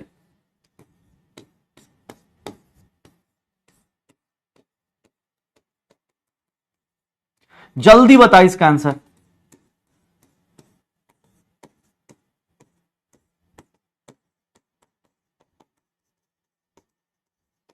क्या होगा सर? इसकी वैल्यू कितनी आएगी? अगर y के रिस्पेक्ट में डिफरेंशिएट कर रहा हूं, x और z को कांस्टेंट बना दो, x और z कांस्टेंट है तो उनका डिफरेंशिएशन 0 हो गया। y के रिस्पेक्ट में इसको डिफरेंशिएट कर रहा हूं, क्या हो जाएगा? सर कितना हो जाएगा? सर कितना हो जाएगा? इसकी बात करूंगा तो इसकी वैल्यू 3by² होगा क्या? 3by² होगा क्या? इसकी बात करूंगा तो ये कितना हो जाएगा? 6by हो जाएगा क्या? हाँ बेटा 3by² हो जाएगा और 6by हो जाएगा। बस बेटा इतना ही, अब इसके बाद मैं नहीं बताऊंगा तुम्हें फिजिक्स। ये बेटा अगर आता है तो बहुत बढ़िया, नहीं आता है तो बेटा अब इसके बाद याद कर लेना। सच बता रहा हूं, कोई जरूरत नहीं। मैं तुम्हें बस इतना बता रहा हूं कि हमारा जो इलेक्ट्रॉन होगा उसका अपना एक वेव फंक्शन होगा, ऑब्वियस है वो एक्स वाई जेड पे डिपेंड करेगा। उसको साइंटिस्ट क्वांटम मैकेनिकल मॉडल में क्या हुआ, क्वांटम मैकेनिकल मॉडल में क्या हुआ कि उसके ऊपर एक भैया साइंटिस्ट थे जिन्होंने बोला कि हमारे इलेक्ट्रॉन का जो नेचर होता है वो नॉर्मल लोगों से अलग होता है। मतलब नॉर्मल जो आप फिजिक्स में या कहीं भी आप फिजिक्स में पढ़ते तो उसमें x axis, y axis, z axis में अलग अलग डिफाइंड होता है, बट हमारा इलेक्ट्रॉन एक साथ अलग अलग एक्सिस में घूमता है, अलग अलग एक्सिस में घूमता है। तो वहां पर उन्होंने क्या दिया? श्रोडिंगर भाई साहब, श्रोडिंगर इक्वेशन दिया। इन्होंने क्या बोला, ध्यान सुनिएगा, बहुत शानदार इक्वेशन दी। इसी का इक्वेशन इतना शानदार है ना भाई साहब, इक्वेशन इतना शानदार है, सिर्फ इक्वेशन करते करते हम लोग को लगेगा भाई साहब क्या ही कर दिए। उसका सॉल्यूशन तो छोड़ दो कि सॉल्यूशन कैसे निकालते, इक्वेशन। श्रोडिंगर ने बोला कि कोई अगर तुमसे पूछे कि रदरफोर्ड बोर्स की तरह तुमसे कोई क्वेश्चन पूछे, श्रोडिंगर तैयार था, उसने बोला ऐसी बड़ी बात बोलूंगा, ऐसी इतनी बड़ी बात बोल दूंगा कि कोई सॉल्व ही ना कर पाए। उसने पता है क्या बोला कि भाई साहब सुनिए ना, जो साई की वैल्यू है ना उसको डिफरेंशिएट करिए। किसके रिस्पेक्ट में? सर पार्शियल डिफरेंशिएशन, साई की double differentiation, partial double differentiation कीजिए। किसके रिस्पेक्ट में? पार्शियल डबल डिफरेंशिएशन कीजिए। किसके रिस्पेक्ट में? सर एक्स के रिस्पेक्ट में। पार्शियल डबल डिफरेंशिएशन कीजिए। किसके रिस्पेक्ट में? वाई के रिस्पेक्ट में। पार्शियल डबल डिफरेंशिएशन कीजिए। किसके रिस्पेक्ट में? जेड के रिस्पेक्ट में। सर जब आप डिफरेंशिएट कर लेंगे तो 8π² m/h², सर इससे मल्टीप्लाई करके E-v, इस इक्वेशन को सॉल्व करके लाइएगा, आपको हम इलेक्ट्रॉन का सब कुछ बता देंगे। ये किसने बताया? इसी को बोलते हैं श्रोडिंगर इक्वेशन। इसी को क्या बोलते हैं बेटा? Schrodinger's equation. ये श्रोडिंगर का इक्वेशन था, श्रोडिंगर इक्वेशन। इसने क्या बोला कि सर आप किसी भी where E is total energy electron का, टोटल एनर्जी इलेक्ट्रॉन का। सर V क्या है? पोटेंशियल एनर्जी इलेक्ट्रॉन का। V क्या है? पोटेंशियल एनर्जी इलेक्ट्रॉन का। अब साई क्या होता है? तो साई हमें पता है किसका फंक्शन है? एक्स वाई जेड का। साई किसका है? फंक्शन एक्स वाई जेड का। ये श्रोडिंगर ने इक्वेशन दिया। सोचो इक्वेशन देख के ही ऐसा बड़ा सा खतरनाक सा लग रहा है ना। सर ये डेल स्क्वायर का मीनिंग भी लिख देता हूं, पता चला कोई बोलेगा डेल स्क्वायर का मतलब क्या होता है।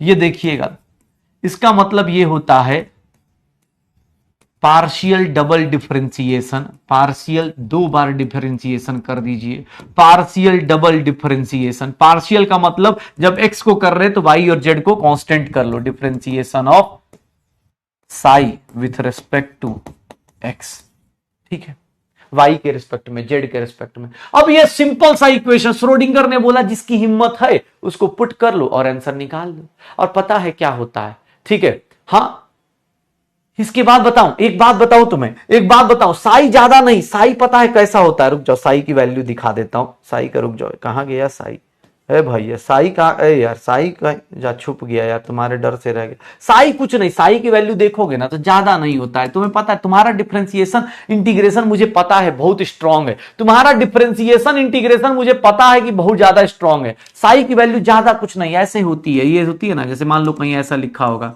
ये देखो, हाँ ए नॉट ये लिखा होगा ई की power minus a naught by r, हाँ साइन स्क्वायर थीटा, ज्यादा नहीं होती है, ज्यादा नहीं होती। तुम लोग 2 मिनट में डिफरेंशिएशन इंटीग्रेशन कर दोगे। मुझे ऐसे मतलब होता है ना कि इधर टू ऐसे कुछ मल्टीप्लाई डिवाइड, ऐसे साई ऐसे लिखा होता है, इसको डिफरेंशिएट इंटीग्रेट तुम लोग विद इन सेकंड कर दोगे। इसीलिए मैं तुम्हें ये डिफरेंशिएशन इंटीग्रेशन तुमसे नहीं करवाऊंगा। मुझे पता है कि श्रोडिंगर है, श्रोडिंगर इक्वेशन का मुझे पता चल गया, मैं साई का डेरिवेशन नहीं तुमसे कराऊंगा। बस याद रखिएगा ये फॉर्मूला होता है किसका, श्रोडिंगर इक्वेशन का। इस श्रोडिंगर इक्वेशन से क्या आया तो सर याद रखिएगा, सॉल्यूशन जो होता है, solutions of Schrodinger equation, Schrodinger equation का जो सॉल्यूशन आया ना बेटा वो बड़ा शानदार आया। श्रोडिंगर इक्वेशन का जो सॉल्यूशन आया वो बहुत सही आया। सॉल्यूशन जो श्रोडिंगर इक्वेशन का आया ना बहुत सही आया। पता है क्या सॉल्यूशन क्या आया, ध्यान सुनना, सॉल्यूशन क्या आया, सॉल्यूशंस ऑफ श्रोडिंगर इक्वेशन। भाई साहब बहुत सही चीज। उसने क्या बोला, सर अरे हमारे सिलेबस में नहीं है इसलिए नहीं करा रहा हूं। बोला कि सर डिफरेंशिएशन क्यों नहीं करा रहे, सिलेबस में नहीं है भाई इसीलिए नहीं करा रहा। मुझे तुम पे भरोसा है यार, कैसी बात, अभी 10 मिनट पहले बोल रहा था तुम कितने अच्छे बच्चे हो। हाँ तुम पे भरोसा, मुझे पता है तुम डिफरेंशिएशन ऐसे चुटकी में निकाल दोगे। जैसी डिफरेंशिएशन देखते हो ऐसे मन कर जाता है सर, हाँ सर हम के ड्रामा वाले हैं, हाँ सर पता है, बस के ड्रामा में कोरियन हटा के हमसे सर क्वेश्चन का ड्रामा हो जाता है सर, क्या करे, कर्मा ड्रामा हो गया है सर, हमारा कर्मा ड्रामा हो गया है कोरियन ड्रामा के बदले। सर इसका सॉल्यूशन इंपॉर्टेंट है, ये ऑब्वियस है, ये डिफरेंशिएशन इंटीग्रेशन की जरूरत हमें नहीं है, हमें इसका सॉल्यूशन इंपॉर्टेंट है। हमें क्या बोला गया सर, सॉल्यूशन। श्रोडिंगर ने एक बात बोली थी कि भाई साहब इलेक्ट्रॉन जो है, ध्यान सुना, इलेक्ट्रॉन वो कहां रहता है, अंदर, एटम के अंदर। तो एक बात बताओ, इलेक्ट्रॉन अंदर रहेगा तो एटम के अंदर अगर बात करें तो साई स्क्वायर डीवी को आप लोगों ने अभी क्या लिखा था, साई स्क्वायर डीवी को आपने क्या लिखा था, प्रोबेबिलिटी। सर इलेक्ट्रॉन अगर इसके अंदर है, अगर इलेक्ट्रॉन इस एटम के अंदर है तो साई स्क्वायर डीवी की वैल्यू सर अगर इंटीग्रेट कर दें सर शुरू से लेकर लास्ट तक, ऑब्वियस एटम के लेके माइनस इन्फिनिटी ऑर्बिट से लेके प्लस इन्फिनिटी तक अगर इंटीग्रेट कर दें तो इसकी वैल्यू कितनी आनी चाहिए, श्रोडिंगर इक्वेशन का सॉल्यूशन देखो ध्यान से, साई स्क्वायर डीवी की वैल्यू कितनी आनी चाहिए, 1 आनी चाहिए, क्योंकि प्रोबेबिलिटी कितनी होती है, 1 होती है। प्रोबेबिलिटी कितनी होती है, 1 होती है। सर प्रोबेबिलिटी कितनी होगी, ये किसको रिप्रेजेंट कर रहा है, रे भैया साई स्क्वायर डीवी किसको रिप्रेजेंट कर रहा है सर, प्रोबेबिलिटी को। कहां से कहां, माइनस इंफिनिटी से प्लस इंफिनिटी तक। मतलब होता है ना कि यहां से समंदर से लेकर सर आसमान तक, एकदम माउंट एवरेस्ट तक, सब जगह खोज जाओगे, अगर इलेक्ट्रॉन होगा तो उसके मिलने की प्रोबेबिलिटी कितनी होगी, 1। प्रोबेबिलिटी पता है ना भाई, मिलने की चांसेस, उसकी प्रोबेबिलिटी कहां से कहां, माइनस इंफिनिटी से प्लस इंफिनिटी। अब तुम बोलोगे सर साई स्क्वायर तो निकालने नहीं आ रहा, इंटीग्रेशन कैसे करेंगे। टेंशन मत लो, श्रोडिंगर बोला कि भैया 11th में अभी जरूरत नहीं है, इसके सीधा सीधा इक्वेशन की बात करते। सॉल्यूशन श्रोडिंगर का निकल के आया, यहां से 3 वेरिएबल निकल के आए, यहां से इससे 3 वेरिएबल निकल के आए, ध्यान सुनिएगा, यहां से 3 सॉल्यूशन निकल के आए। इसको हम लोग सॉल्यूशन ऑफ श्रोडिंगर को ऐसे रिप्रेजेंट करते हैं, यहां से 3 सॉल्यूशन निकल के आए सर, सॉल्यूशन ऑफ श्रोडिंगर को हम लोग ऐसे रिप्रेजेंट करते हैं, psi n l m. N क्या है, where n is principal quantum number. N को क्या बोलते हैं, प्रिंसिपल क्वांटम नंबर। अभी बेटा क्वांटम नंबर भी देखेंगे, प्रिंसिपल क्वांटम नंबर। एल की बात करेंगे तो इसको हम लोग बोल देते हैं एजिमुथल क्वांटम नंबर। ये 3 लोग सॉल्यूशन निकल के आए, ध्यान सुनिएगा सर, मैं बस आपको इक्वेशन बता रहा हूं। सर एम की बात करूंगा तो एम क्या हो जाएगा सर, एम क्या हो जाएगा, मैग्नेटिक क्वांटम नंबर।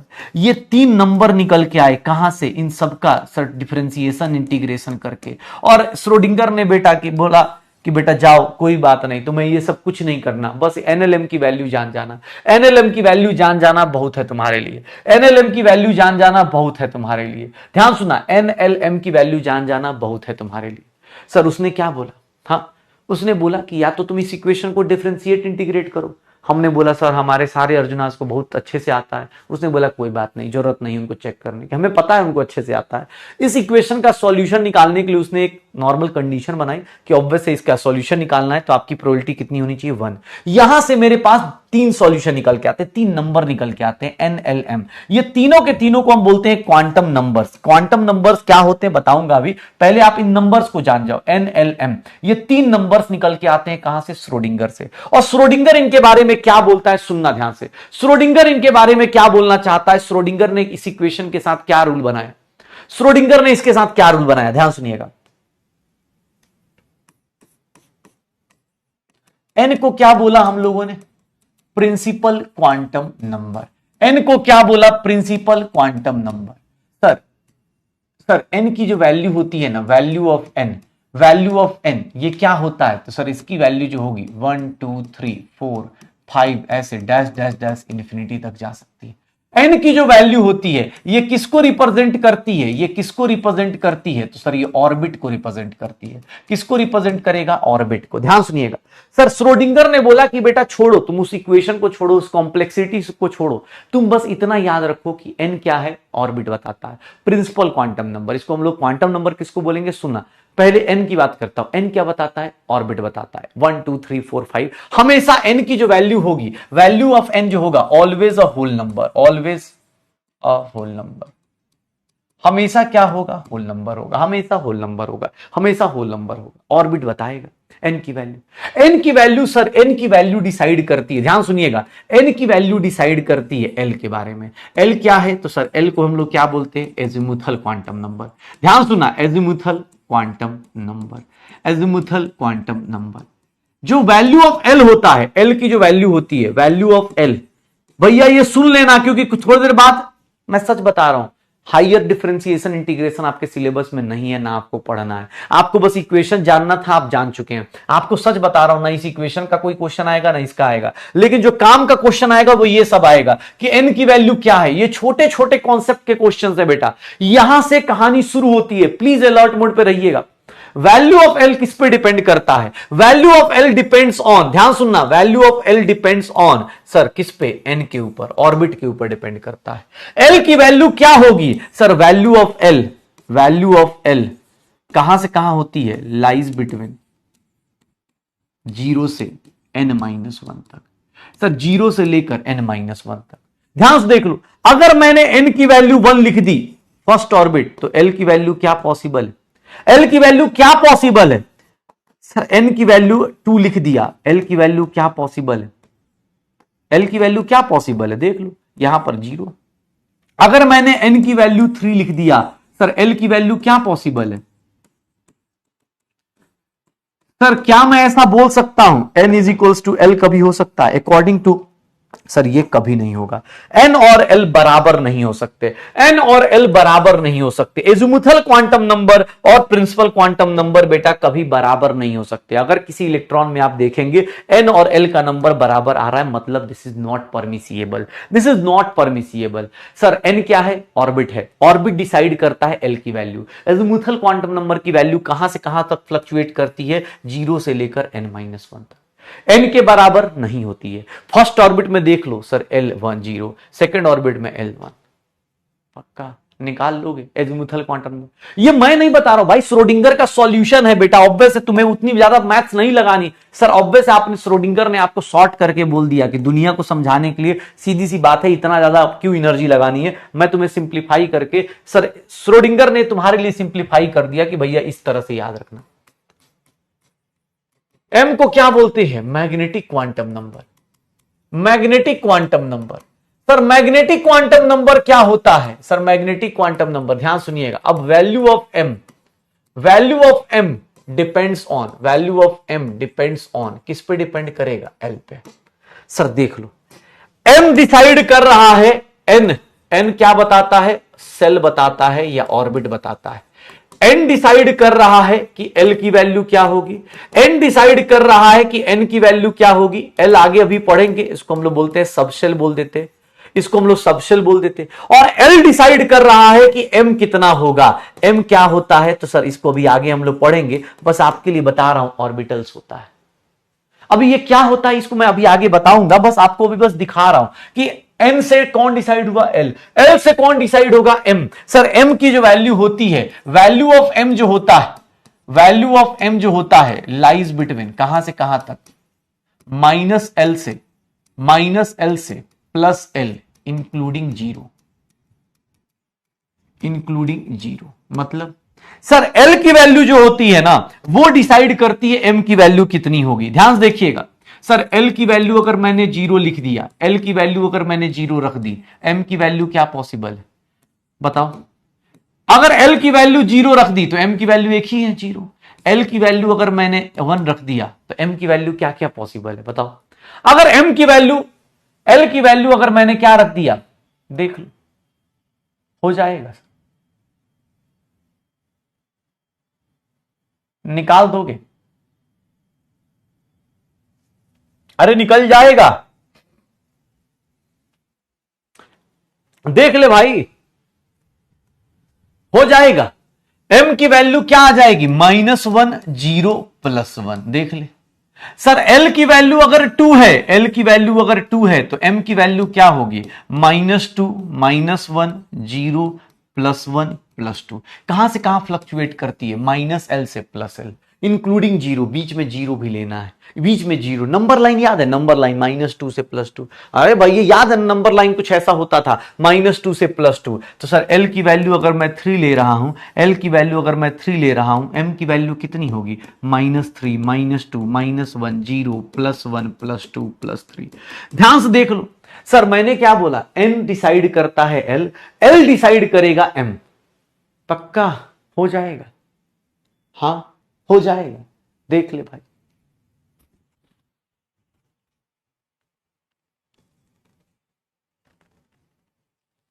हो जाएगा। एन की वैल्यू ये, एल की वैल्यू ये। सर एन डिसाइड कर रहा है एल होगा, एल डिसाइड कर रहा है एम क्या होगा। ये तीनों के तीनों क्वांटम नंबर्स को ये देख लो। अब बताओ एम की वैल्यू बताओ कहां से कहां जाएगा, किधर से किधर जाएगा। अगर एल की वैल्यू 4 है, एल की वैल्यू 4 है, एम की वैल्यू कहां से कहां होगी, -4 -3 -2 -1 0 +1 +2 +3 +4। सर बता सकते हो ये सब चीजें। सर एन क्या है, ऑर्बिट बताता है, एल क्या बताता है, सबसेल बताता है, और एम क्या बताता है, ऑर्बिटल। क्या होता है लिटरल मीनिंग बताऊंगा, पहले आप इसकी वैल्यूज देखो। एन अकेला इंडिपेंडेंट है, एन डिसाइड करता है एल कितना बनेगा, एल डिसाइड करेगा एम कितना बनेगा। बता सकते हो ये सब चीजें। अगर मैं तुमसे एक कहानी पूछूं, ध्यान सुनना ध्यान सुनना, एक कहानी बताऊं तुम्हें, ये देख ले। अब तुम्हें फिल करना है, मुझे नहीं आता, सच बता रहा हूं ये सर, हमेशा याद रखिएगा। ये देखो, अगर n = 1 है, मतलब ये कौन सा ऑर्बिट है बेटा, फर्स्ट ऑर्बिट है, ग्राउंड स्टेट याद है। अगर n की वैल्यू 1 है तो l की वैल्यू क्या होगी, सर l की वैल्यू क्या पॉसिबल है, l की वैल्यू क्या पॉसिबल है, l की वैल्यू क्या पॉसिबल है, और इसके लिए m की वैल्यू क्या पॉसिबल है, चलो बताओ।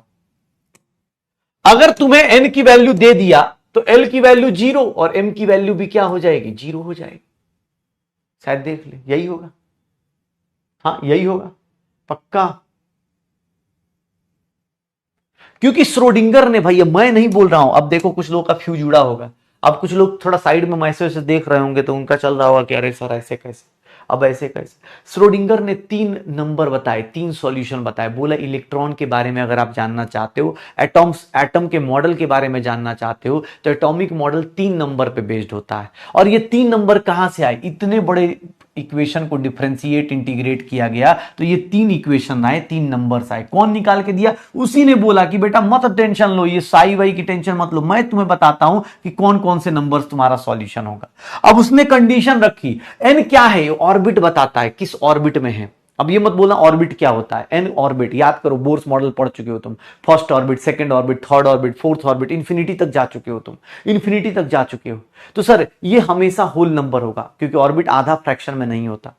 एल की बात कर रहा हूं तो एन के ऊपर एल डिसेंड करता है, डिपेंड्स ऑन एल।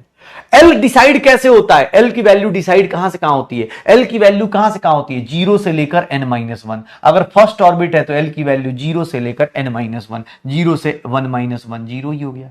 एन की वैल्यू 2 पुट कर दो तो सर जीरो से लेकर 2-1 जीरो और 1 आ गया। एन की वैल्यू 3 पुट कर दो, एल की वैल्यू क्या होगी? मैं अपनी मर्जी से नहीं ले रहा हूं सर, मैं अपनी मर्जी से नहीं ले रहा हूं कि सर अपनी मर्जी से देखो, एन की वैल्यू L0 हो जाएगा।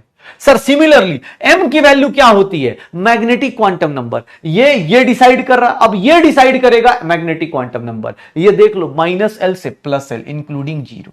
अगर एल की वैल्यू जीरो है तो एम की वैल्यू जीरो, एल की वैल्यू 1 है तो एम की वैल्यू -1 जीरो +1, एल की वैल्यू 2 तो -2।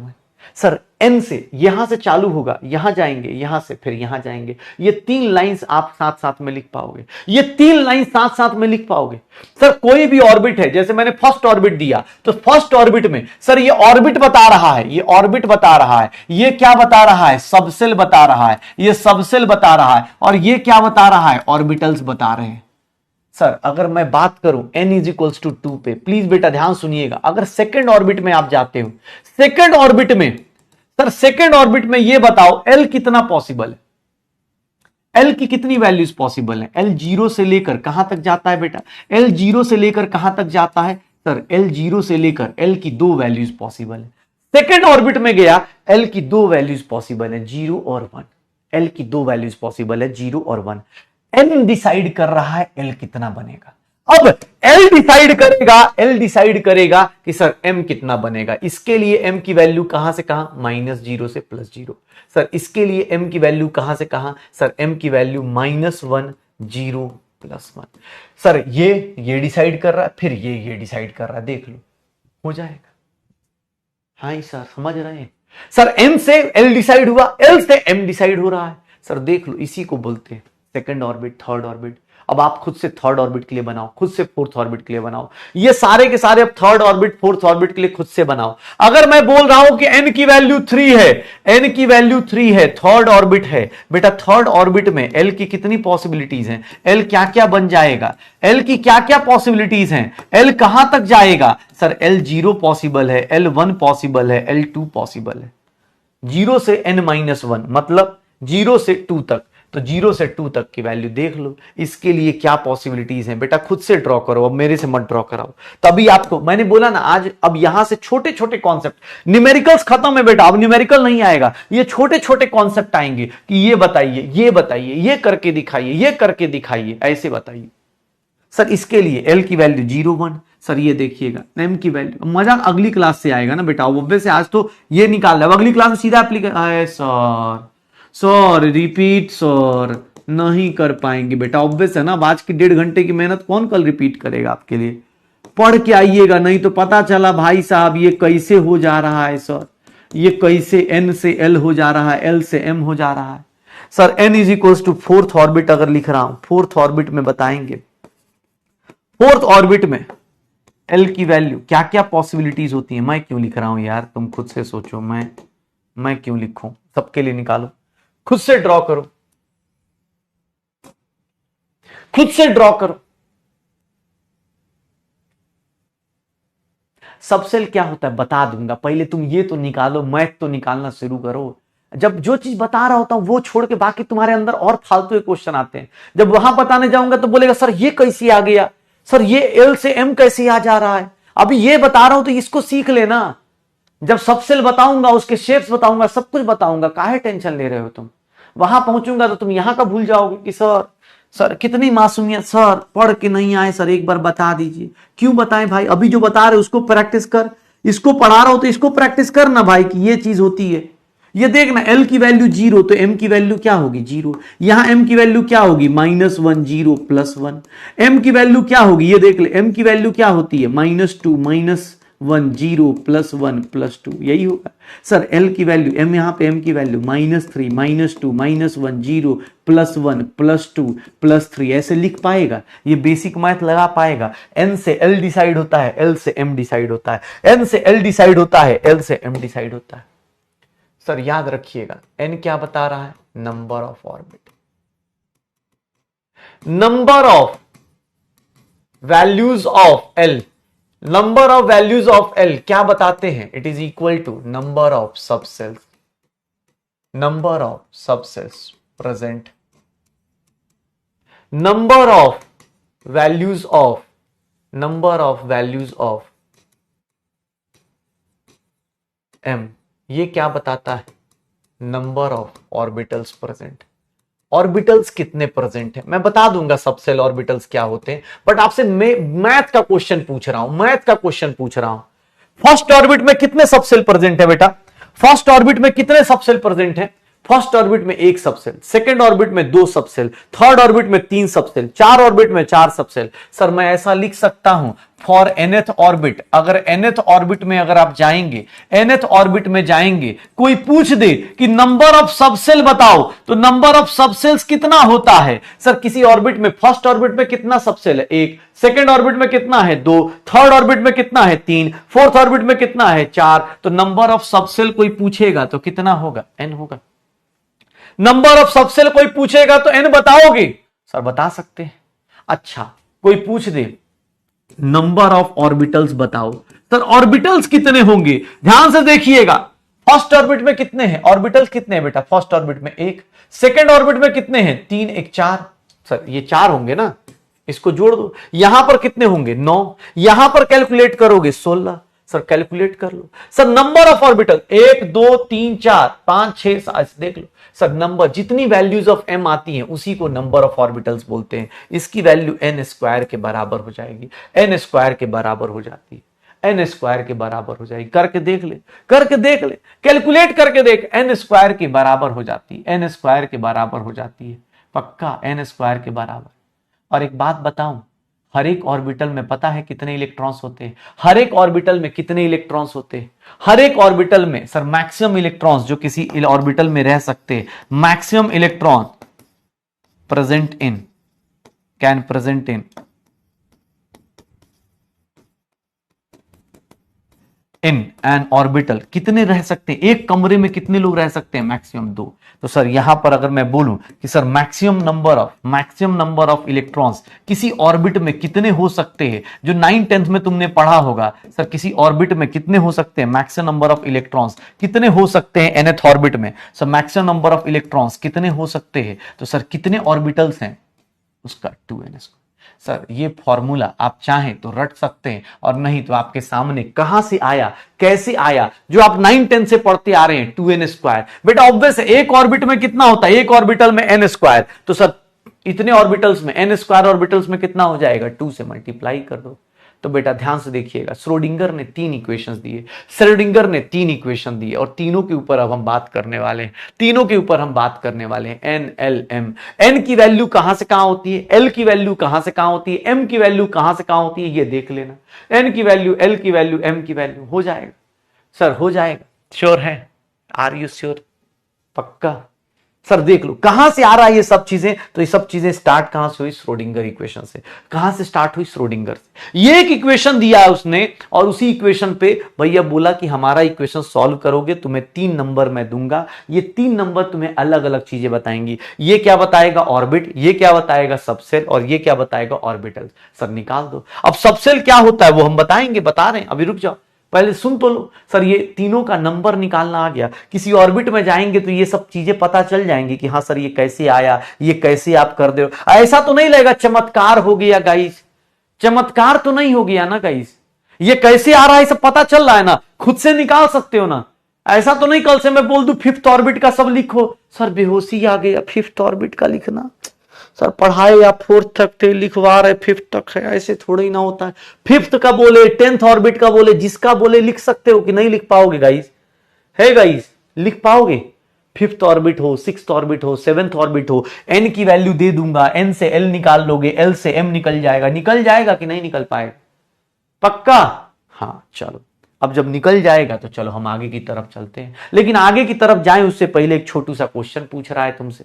ये क्या पूछना चाह रहा है बताओगे? श्रोडिंगर इक्वेशन का इक्वेशन पूछ रहा है। सर जल्दी से जल्दी इक्वेशन बताओगे? अभी जस्ट तुमने लिखा है, नोट्स मत पलटना भाई, खुद से बताओ। एग्जाम हॉल में ये सब क्वेश्चन आते हैं, बताओगे? एक बोल रहा आज के लिए काफी है। बेटा तुम ही डिसाइड कर लो। हाँ जाके घर पे बताना मम्मी आज के लिए पढ़ाई काफी हो चुकी है, खाना भी काफी हो चुका है, छोड़ दो आज से, तुम ही डिसाइड कर लो।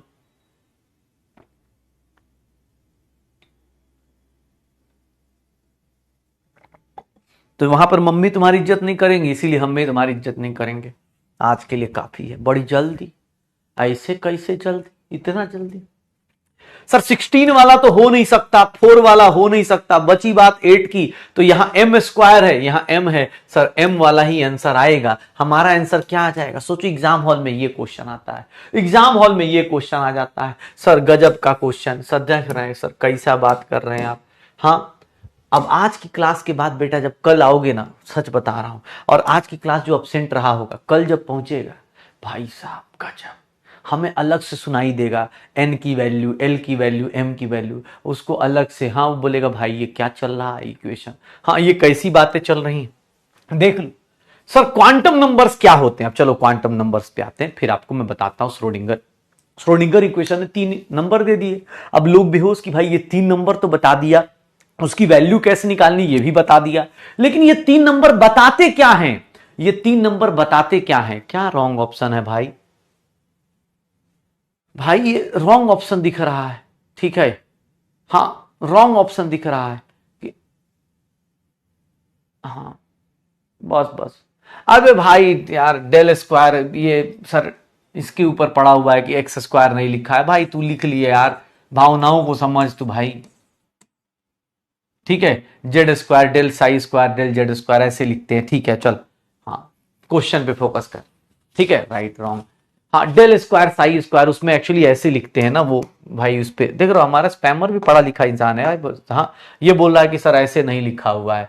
हाँ, कहा था ऐसे लिखा हुआ है, del x square del y square. देख रहे हो हमारा स्पैमर भी देख रहे हो पढ़ा लिखा हुआ है, बोल रहा है एक्स स्क्वायर होता है। हाँ मैं समझ रहा हूं भाई, वो टाइपिंग एरर है। ओके ठीक है, मैंने कर दिया भाई। मतलब तू जाके यही सब टाइप खोजेगा, एग्जाम हॉल में जाएगा, पता है क्या खोजेगा? ठीक है कि सर पता है क्वेश्चन नहीं कर पाए, क्यों? क्योंकि क्वेश्चन में लिखा था सर, ये नहीं लिखा था कैलकुलेट द रेडियस, ऐसे लिखा था। पता चला ये गया एग्जाम हॉल में ऐसे बोल रहा है calculate radius of third orbit of hydrogen atom. पता चला सर क्वेश्चन नहीं कर पाए, क्यों? क्योंकि सर जानते हैं इंग्लिश गलत लिखा था। कैलकुलेट द नहीं लगाया था सर, पहली बात the, calculate the radius of third orbit of the hydrogen atom या अ हाइड्रोजन एटम, ऐसे लिखना चाहिए था। सच बता रहे हैं भैया, मोटी किताब ले ले, इतनी इंग्लिश तू खोज रहा है। अबे भाई तुझे क्वेश्चन, मतलब इसका दिमाग अलग लेवल पे चल रहा, बोला ये अरे ठीक है भाई, भावनाओं को समझ जा तू अब। हाँ, द खोज रहा है, ए खोज रहा है, एन खोज रहा है कि सर इलेक्ट्रॉन का मास ए नहीं लिखा था, एन नहीं लिखा था। हाँ, इंग्लिश पढ़ रहा है वहां जाके साइंस के क्लास में। कहां से आते हैं भाई? चल देख, बात कर रहा था मैं, बात कर रहा था क्वांटम नंबर्स की। क्वांटम नंबर्स क्या है? जैसे क्वांटम नंबर्स क्या होते हैं एक्चुअली, देखो क्वांटम नंबर्स हम किसको बोलते हैं? क्वांटम नंबर्स क्या है? They are set of 4 numbers. ये 4 नंबर्स का सेट है। They are set of 4 numbers sir which can describe the all, या बोल सकते हैं इस describe the exact address of, address बोल दो या लोकेशन बोल दो सर, एड्रेस या location of electron in an atom. किसी एटम में इलेक्ट्रॉन कहां पर है, उसकी एग्जैक्ट बातें कौन बताएगा? ये एग्जैक्ट एड्रेस या एग्जैक्ट लोकेशन कौन से बताएंगे? सर ये 4 क्वांटम नंबर्स का सेट होता है, वो एग्जैक्ट एड्रेस बता देते हैं। क्वांटम नंबर 4 होते हैं, हमने अभी 3 पढ़े लेकिन चौथा भी अभी पढ़ेंगे। ये 3-4 क्वेश्चन, ये 4 क्वांटम नंबर्स आते हैं, ये 4 क्वांटम नंबर्स आते हैं। देयर आर 4 क्वांटम नंबर्स, ये 4 क्वांटम नंबर्स हमारे सिलेबस में होते हैं। 3 तो हमारे कहां से आए? फॉर एन इलेक्ट्रॉन, एक इलेक्ट्रॉन के लिए 4 क्वांटम नंबर्स होते हैं। पहले को क्या बोलते हैं? पहला क्या होता है? तो सर उसको बोलते हैं प्रिंसिपल क्वांटम नंबर। इसको क्या बोलते हैं? Principal quantum number. कैसे रिप्रेजेंट करते हैं? तो प्रिंसिपल क्वांटम नंबर को रिप्रेजेंट किया जाता है एन से। सर दूसरे को क्या बोलते हैं? Azimuthal quantum number. ये क्या कहलाता है? एजिमुथल क्वांटम नंबर क्या है? तो सर एजिमुथल क्वांटम नंबर ये किससे रिप्रेजेंट होता है? सर एल से। सर अगर बात करें तो magnetic quantum number, magnetic quantum number क्या है? तो सर मैग्नेटिक क्वांटम नंबर अब आपको देख लो सर, एग्जैक्ट एड्रेस बता देगा किसका? इलेक्ट्रॉन का। सर कहां पर? इसको हम बोलते हैं spin quantum number. Spin quantum number, spin quantum number क्या होता है? एस या फिर इसको एमएस भी लिख दिया जाता है। ये 4 क्वांटम नंबर्स बेटा हमारे सिलेबस में है। इनमें से 3 क्या हैं? सॉल्यूशंस थे किसके? श्रोडिंगर के। ये 3 क्या थे? सॉल्यूशंस थे किसके? श्रोडिंगर इक्वेशन के। चौथा जो है हम लोग लास्ट में लेके आएंगे, क्योंकि सॉल्यूशन नहीं था वो, चौथा सॉल्यूशन नहीं था। This is not a solution of Schrodinger equation. Solution of Schrodinger equation नहीं था ये हम बाद में ऐड करते हैं लास्ट में, ठीक है? ये लास्ट में ऐड करते हैं, ध्यान सुनिएगा। हमने क्या बोला? There are 4 set of quantum numbers. जैसे एक सिंपल सी बात है, azimuthal quantum number, principal quantum number, magnetic quantum number, ये क्या बताते हैं? तो एग्जैक्टली किसी एटम के अंदर, जैसे मान लो तुम्हारा एड्रेस कोई पूछेगा, तुम क्या बताओगे? मान लो तुम्हारा एड्रेस कोई पूछे, मान लो मेरा एड्रेस किसने पूछ दिया कि सर आपका एड्रेस क्या है, तो मैं कैसे अपना एड्रेस बताऊंगा? मुझे ऑब्वियस है ना, अपने कोऑर्डिनेट्स बताने पड़ेंगे, बताना पड़ेगा कि मैं कहां रहता हूं, किस जगह रहता हूं। मान लो एक बात बताओ, मैं बोलूं मुझसे मिलना है तो कहां आना है? सर पता ही है, ऐसे थोड़ी ना कि भाई साहब ऐसे ही पहुंच जाए। सर कहां से आओगे, कैसे आओगे? मान लो एक बात बता रहा हूं, मान लो मैंने बोल दिया कि भाई मैं कहां रहता हूं, मान लो मैंने बोल दिया मैं कोटा रहता हूं। ध्यान सुना, अगर मैंने बोल दिया कोटा रहता हूं, ठीक है, तो भैया कोटा पहुंचोगे, तुम्हें एक तो पता चला ना सर कोटा रहते हैं। अब क्या कोटा पूरा शहर मेरा है? भाई कोटा पूरे शहर में थोड़ा ना रहता हूंगा, आदमी हूं भाई, जानवर थोड़ी ना, दैत्य थोड़ी ना हूं, राक्षस थोड़ी ना हूं, पूरा शहर में अकेला रहूंगा। सर ये देखो, सर कोटा में कहां रहते हो? तो सर मान लो किसने बोल दिया सर कोटा में कहां रहता हूं, मान लो मैंने बोल दिया न्यू महावीर नगर। सर कहां बोल दिया? न्यू महावीर नगर। मैंने बोल दिया ऐसे न्यू महावीर नगर, तो तुम कहां पहुंच गए कि अच्छा सर इस मोहल्ले में रहते हैं, न्यू महावीर नगर में रहते हैं। कोटा से कहां पहुंच गए? न्यू। अब ऐसा थोड़ा पूरे शहर में खोज रहे हैं कि सर पटना में, पूरा पटना खोज रहे हैं कि सर तो मिल ही जाएंगे। नहीं भाई साहब, एड्रेस होता है, हर एक का अपना अपना तरीका होता है। आप जो अपना एड्रेस लिखते हो तो ऐसे ही लिखते हो ना। तो जैसे मान लो मैंने कोटा लिखा, कोटा के अंदर क्या लिखा? न्यू महावीर नगर लिखा, ठीक है, कि भाई इस मोहल्ले में रहता हूं, तो तुम पहुंच गए न्यू महावीर नगर में। फिर मैं क्या बोलूंगा? फिर मैं बोलूंगा कि भैया एक काम करो, ये रहा मेरा।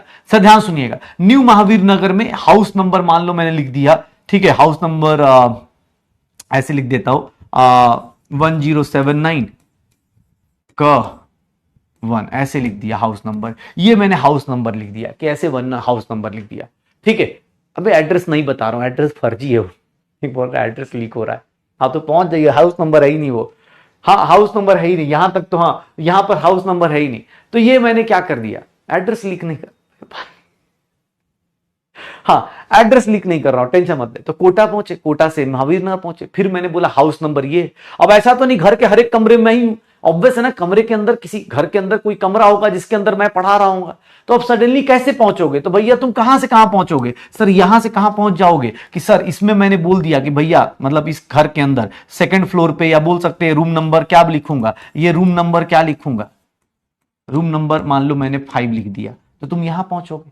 तो तुम्हें मेरा एड्रेस जानने के लिए 4 कोऑर्डिनेट चाहिए कि सर की एग्जैक्ट लोकेशन कहां है, या तुम्हारा लोकेशन मुझे जानना है तो मुझे भी 4 पोजीशन चाहिए। सिमिलरली इलेक्ट्रॉन को भी एटम के अंदर कहां रहता है, किस जगह पर एटम के अंदर रहता है, उसके बारे में मुझे जानना है, तो मुझे भी क्या चाहिए? 4 क्वांटम नंबर चाहिए। जैसे मुझे तुम्हारे एड्रेस के लिए या मेरे एड्रेस के लिए ये चाहिए, वैसे ही भैया क्या हो जाएगा?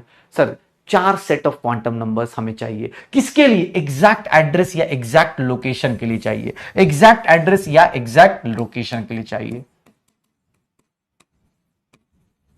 सर वर्चुअल एड्रेस है, इसका जिंदगी में, रियल लाइफ में कोई लेना देना नहीं है, डिस्क्लेमर चला देता हूं मैं। हाँ मैं कोटा में नहीं, हाँ कोटा में मतलब अब मैं कुछ नहीं बोलूंगा, ठीक है, ज्यादा बोलने पे एड्रेस लीक हो जाएगा सही में, ठीक है। चलो चलो, हाँ तो ध्यान सुनना, मैंने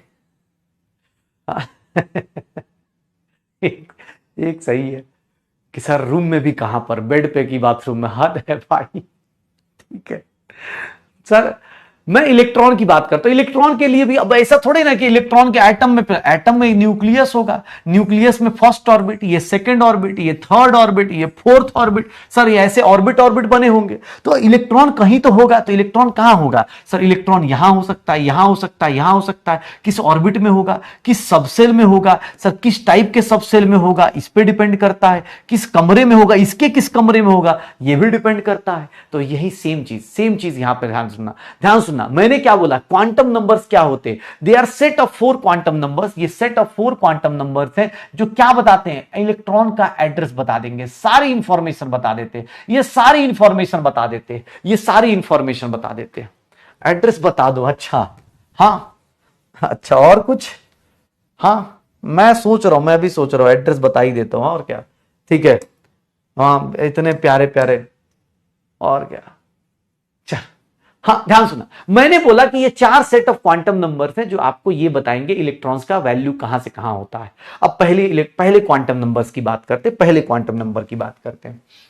सबसे पहला quantum number that is known as principal quantum number. ये तुम इसके बारे में पहले से जानते हो। कैसे सर? ये प्रिंसिपल क्वांटम नंबर n है, इसके बारे में तुम्हें पहले से पता है। सर क्या सर, इसके बारे में तुम्हें पहले से बताया गया है। ये क्या बताता है तुम्हें? Tells about orbit, tells about orbit in which electron is present। किस ऑर्बिट में प्रेजेंट है इलेक्ट्रॉन, उसके बारे में बात करता है। याद करो बोर्स मॉडल में भी n था, शायद याद करो जितनी भी फॉर्मूलाज पढ़े थे सब में n था। ये क्या बताता है सर? कौन सा ऑर्बिट में इलेक्ट्रॉन है सर, कौन से ऑर्बिट में इलेक्ट्रॉन है। याद करो इलेक्ट्रॉन, सर ये क्या बताएगा किस ऑर्बिट में इलेक्ट्रॉन प्रेजेंट है। n की जो वैल्यू होती है, वैल्यू ऑफ n जो होता है, वैल्यू ऑफ n, ये बेटा 1 से चालू होगा, 1 2 3 4 5 6 ऐसे डैश डैश डैश इंफिनिटी तक। वैल्यू ऑफ n क्या रहेगा? Always a whole number. Sir हमेशा होल नंबर रहेगा, ऑलवेज अ होल नंबर। याद करो सर, n की वैल्यू 1 होती है तो सर इसको क्या बोलते हैं? बचपन में कभी ऐसा पढ़ा हो केस सेल। n की वैल्यू 2 होती है तो इसको क्या बोलते हैं? L shell. n की वैल्यू 3 होती है, इसको क्या बोलते हैं? m shell. n की वैल्यू 4 होती है, इसको क्या बोलते हैं? n shell. n की वैल्यू 5 हो जाएगी, KMln O सेल। तो ये ध्यान रखिएगा, ऐसे करके चलते चले जाओ। n इज इक्वल टू 1 3, हाँ ऐसे चलते चले जाओ। KLMNOP, हाँ अलग अलग। एक बोल रहा है इंडिया में नहीं रहते, हाँ बात तो सही है यार। N shell, L shell, M shell, O shell, P shell, ऐसे करके चलते चले जाओ। तो ये सब चीजें हमने ये भी पढ़ा था, फिर हमने ये भी पढ़ा था। याद करो, कितने लोगों को याद आ रहा है सर? याद करना, ये एन की वैल्यू क्या थी भाई साहब? अब ऐसा ना मत बोल देना कि भाई साहब ये क्या था। याद कर, ये सब कुछ तूने करा हुआ है। सर एन की वैल्यू क्या थी? एन का मतलब क्या था? अरे कुछ याद आ रहा है? सर छोड़ो ना, कैसी बातें कर रहे हो। आप ही ने तो बोला था किसी भी बात को इतना दिमाग में नहीं चढ़ाना है। इसीलिए सर जो आज पढ़ते हैं वो कल भूल जाते हैं, कल पढ़ते हैं वो अगले दिन भूल जाते हैं। सर हम किसी भी चीज को सर याद ही नहीं रखते। किसी ने, बहुत बड़े आदमी ने बोला था हाँ कि सर एक्स को भूल जाना चाहिए, एक्स को भूल जाना चाहिए। हम भूल गए सर एक्स को, सर एक्स को भूल गए। हाँ क्योंकि सर पीछे का बैगेज लेके कौन चलता है? एक्स को हम भूल गए, एन क्या होता है नहीं पता। याद कर नंबर ऑफ ऑर्बिट बढ़ता है। हाँ भाई मैं ही पढ़ा रहा हूं, मैं ही याद भी दिला रहा हूं। अगर नंबर ऑफ ऑर्बिट इंक्रीज करेगा, अगर नंबर ऑफ ऑर्बिट इंक्रीज करेगा, याद कर एनर्जी क्या होती थी सर? एनर्जी इंक्रीज होती थी, एनर्जी इंक्रीज होती थी। एनर्जी गैप क्या होता था? डिक्रीज होता था। हाँ तेरा सही है भाई, हाँ देख रहा है मास्टर, मतलब पढ़ा भी रहा है, याद भी दिला रहा है। रेडियस क्या होगा? इंक्रीज करेगा। रेडियस क्या होगा? इंक्रीज करेगा। वेलोसिटी क्या होगी? डिक्रीज करेगी। वेलोसिटी क्या होगी? डिक्रीज करेगी। वेलोसिटी क्या होगी? डिक्रीज करेगी। वेलोसिटी डिक्रीज करेगी।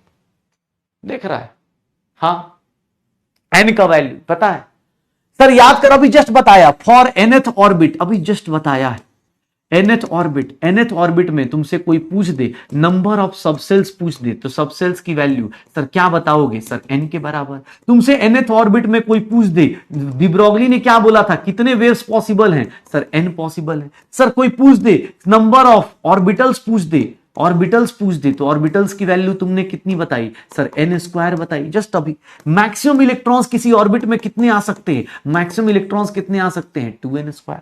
ये सारा कुछ तुमने जस्ट अभी बताया है। प्रिंसिपल क्वांटम नंबर के बारे में बात कर रहा हूं, प्रिंसिपल क्वांटम नंबर के बारे में बात कर रहा हूं बेटा, ये ध्यान रखिएगा। हो जाएगा, हो जाएगा। Done, done. चलिए शुरू हो गए। अब देखो n की वैल्यू हमें पहले से पता है, n की वैल्यू हमें पहले से पता है, तो अब आते हैं l क्या बताता है। l क्या बताता है, ध्यान सुनना, l क्या बताता है और l कैसा कैसा क्या क्या चीजें बताएगा, ध्यान सुनिएगा।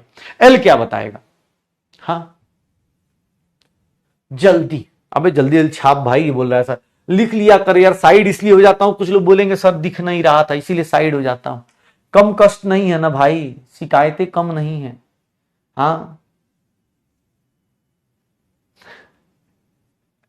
एक बोल रहा है, एक बोल रहा है एनर्जी इंक्रीज कैसे होता है, डिक्रीज होता है। भाई तू छोड़ दे यार, अब आगे निकल, मैं मेरी गलती बेटा, अब नहीं नहीं वो सब काम का नहीं है, तुम बस इसको ध्यान रखना, ठीक है। एनर्जी कैसे बढ़ता है वो छोड़ दो अब तुम, हाँ तुम छोड़ दो उसको तुम। Sir azimuthal quantum number, azimuthal quantum number किसको बोलते हैं, एजुमुथल क्वांटम नंबर की अगर हम बात करेंगे, एजुमुथल क्वांटम नंबर की अगर हम बात करें, किससे रिप्रेजेंट कर रहे हैं, एल से। ये क्या बताता है, ध्यान सुनना, ये क्या बताता है, इसके बारे में थोड़ा इंपॉर्टेंट क्या है, एल की वैल्यू, ठीक है ध्यान सुनना इसके बारे में। अरे भैया जो पढ़ाया उसी की थ्योरी लिखवा रहा हूं, एन एल तुम्हें पहले से बता चुका हूं, एम कैसे बताता हूं यही बता चुका हूं, थ्योरी लिखवा रहा हूं। एल क्या बताता है, तो ये बताता है टेल्स अबाउट सेल के अंदर सब सेल क्या होता है, tells about subshell in which, tells about subshell in which electron is present. Subshell, it tells about subshells of an orbit shell, या फिर ऑर्बिट बोल दो, in which electron is present. किस सब cell में, orbit के अंदर। मान लो तुम मोहल्ले पहुंच गए, मान लो कोटा पहुंच गए, तो कोटा के अंदर जाओगे ना, न्यू महावीर नगर, कि सर यहां रहते होंगे, न्यू महावीर नगर में रहते होंगे, तो तुम कोटा के अंदर वहां तो पहुंचोगे। तो पहले मैंने ये बताया मैं कोटा शहर में रहता हूं, तो तुमने फटाफट कोटा पहुंच गए ट्रेन पकड़ के। अब मैं बोला कि मैं न्यू महावीर नगर रहता हूं, तो भैया कोटा के अंदर बताना पड़ेगा ना न्यू महावीर नगर के, हाँ सर ये मोहल्ला है उसके अंदर रहते होंगे, ठीक है। हाँ विज्ञान नगर रहते होंगे, या कोई कोटा में और मोहल्ले का नाम ले लूं कि विज्ञान नगर रह रहे, ट्रांसपोर्ट नगर रह रहे, कहीं भी कुछ नाम ले रहा हूं, तो वहां पर आप जाके चेक करोगे सर ये अच्छा ये भी है, सर ये इसके अंदर प्रेजेंट है। तो सब कहां पे, आप किसी ऑर्बिट के अंदर, किसी सेल के अंदर क्या देखना शुरू करते हो, सब सेल। अच्छा सब सेल देखेंगे, सर ये और क्या बताता है, ये टेल्स अबाउट, ये देखना tells about shape of, shape and orientation of, shape and orientation of, shape and orientation of सब सेल। सर ये भी बताएगा, अभी रुक जाओ, सब सेल के बारे में ये भी बताया जाएगा, ओरिएंटेशन एंड शेप बताएगा, शेप एंड ओरिएंटेशन बताएगा। ये भैया इवन ये भी बता देगा सर, ऑर्बिटल एंगुलर मोमेंटम बता देगा, ऑर्बिटल एंगुलर मोमेंटम बता देगा। सर क्या होता है, under root L into L plus one H by two pi, या फिर इसी को लिख देंगे under root L into L plus one, और अब देख लो सर एच बार लिख सकते हैं, तो देख लो ऑर्बिटल एंगुलर मोमेंटम बता देगा। एल क्या है, और एल की वैल्यू, अच्छा एक बात बताना, फिर से रिपीट कर रहा हूं, वैल्यू ऑफ एल, एल की वैल्यू किस पे डिपेंड करती है, डिपेंड्स ऑन, किस पे डिपेंड करेगी सर, एन पे डिपेंड करेगी। सर अगर कोई पूछ दे वैल्यू ऑफ एल कहां से कहां तक जाती है, तो वैल्यू ऑफ एल कहां से कहां तक होती है, जीरो से लेकर एन माइनस वन लिख सकते हैं, जीरो से लेकर एन माइनस वन लिख सकते हैं, जीरो से लेकर एन माइनस वन लिख सकते हैं, जीरो से लेकर एन माइनस वन लिख सकते हैं, हो जाएगा सर, जीरो से लेकर एन माइनस वन लिख सकते हैं, पक्का है गाइस। सर सीधी सी बात यह है कि आप सेल के अंदर गए, जैसे आपको सेल के लिए बताया गया कि फर्स्ट ऑर्बिट को क्या बोलेंगे, के सेल, सेकंड ऑर्बिट को L shell, M orbit, N shell, O shell, ऐसे बोलेंगे। सर जैसे आप सेल के अंदर गए तो ऑर्बिट के अंदर गए, वैसे ही कोटा के अंदर न्यू महावीर नगर आप पहुंच गए। अब न्यू महावीर नगर आप पहुंचोगे तो अलग अलग, अब ध्यान सुनना, अगर एल की वैल्यू, अगर एल की वैल्यू, वैल्यू ऑफ एल, ध्यान सुनिएगा, वैल्यू ऑफ एल, अगर वैल्यू ऑफ एल जीरो है तो पता है कौन सा सबसेल कहलाता है, एस सबसेल कहलाता है। कौन सा सबसेल कहलाता है, एस सबसेल। अगर एल की वैल्यू 1 है तो उसको पता है कौन सा सबसेल बोलते हैं, पी सबसेल बोलते हैं। सेल के अंदर पी सबसेल, मतलब मोहल्ला, शहर के अंदर मोहल्ला होता है वैसे यहां पर अगर 2 हो गया तो ये क्या कहलाएगा, डी सबसेल। और सर 3 हो गया तो इसको क्या बोलेंगे, एफ सबसेल। सर एल की वैल्यू 4 हो गई सर जी सबसेल। सर देख लो, एल की वैल्यू डिसाइड करती है कि कौन सा सबसेल होगा, वैल्यू ऑफ एल जो होता है ये डिसाइड करता है। चलो एक बात बताओ, एक सिंपल सा एप्लीकेशन पूछ रहा हूं, सिंपल सा एप्लीकेशन। सर सिंपल सा एक एप्लीकेशन पूछ रहा हूं, मैं तुमसे एक क्वेश्चन पूछ रहा हूं, ऑर्बिटल एंगुलर मोमेंटम बताओ, ऑर्बिटल एंगुलर मोमेंटम बताओ of S subshell. S subshell का ऑर्बिटल एंगुलर मोमेंटम कितना होगा? एस सबसेल का ऑर्बिटल एंगुलर मोमेंटम कितना होगा? पी सबसेल का ऑर्बिटल एंगुलर मोमेंटम कितना होगा बताओ? पी सबसेल का ऑर्बिटल एंगुलर मोमेंटम कितना होगा? डी सबसेल का ऑर्बिटल एंगुलर मोमेंटम कितना होगा? निकाल सकते हो। एल की वैल्यू बता दी सर, एल की वैल्यू बता दी सर, एफ सबसेल का ऑर्बिटल एंगुलर मोमेंटम बताओ कितना आएगा, निकालो। एल की वैल्यू बता दी गई है, एल की वैल्यू बता दी गई है, निकालो भाई। एल की वैल्यू बता दिएगा, बताओ।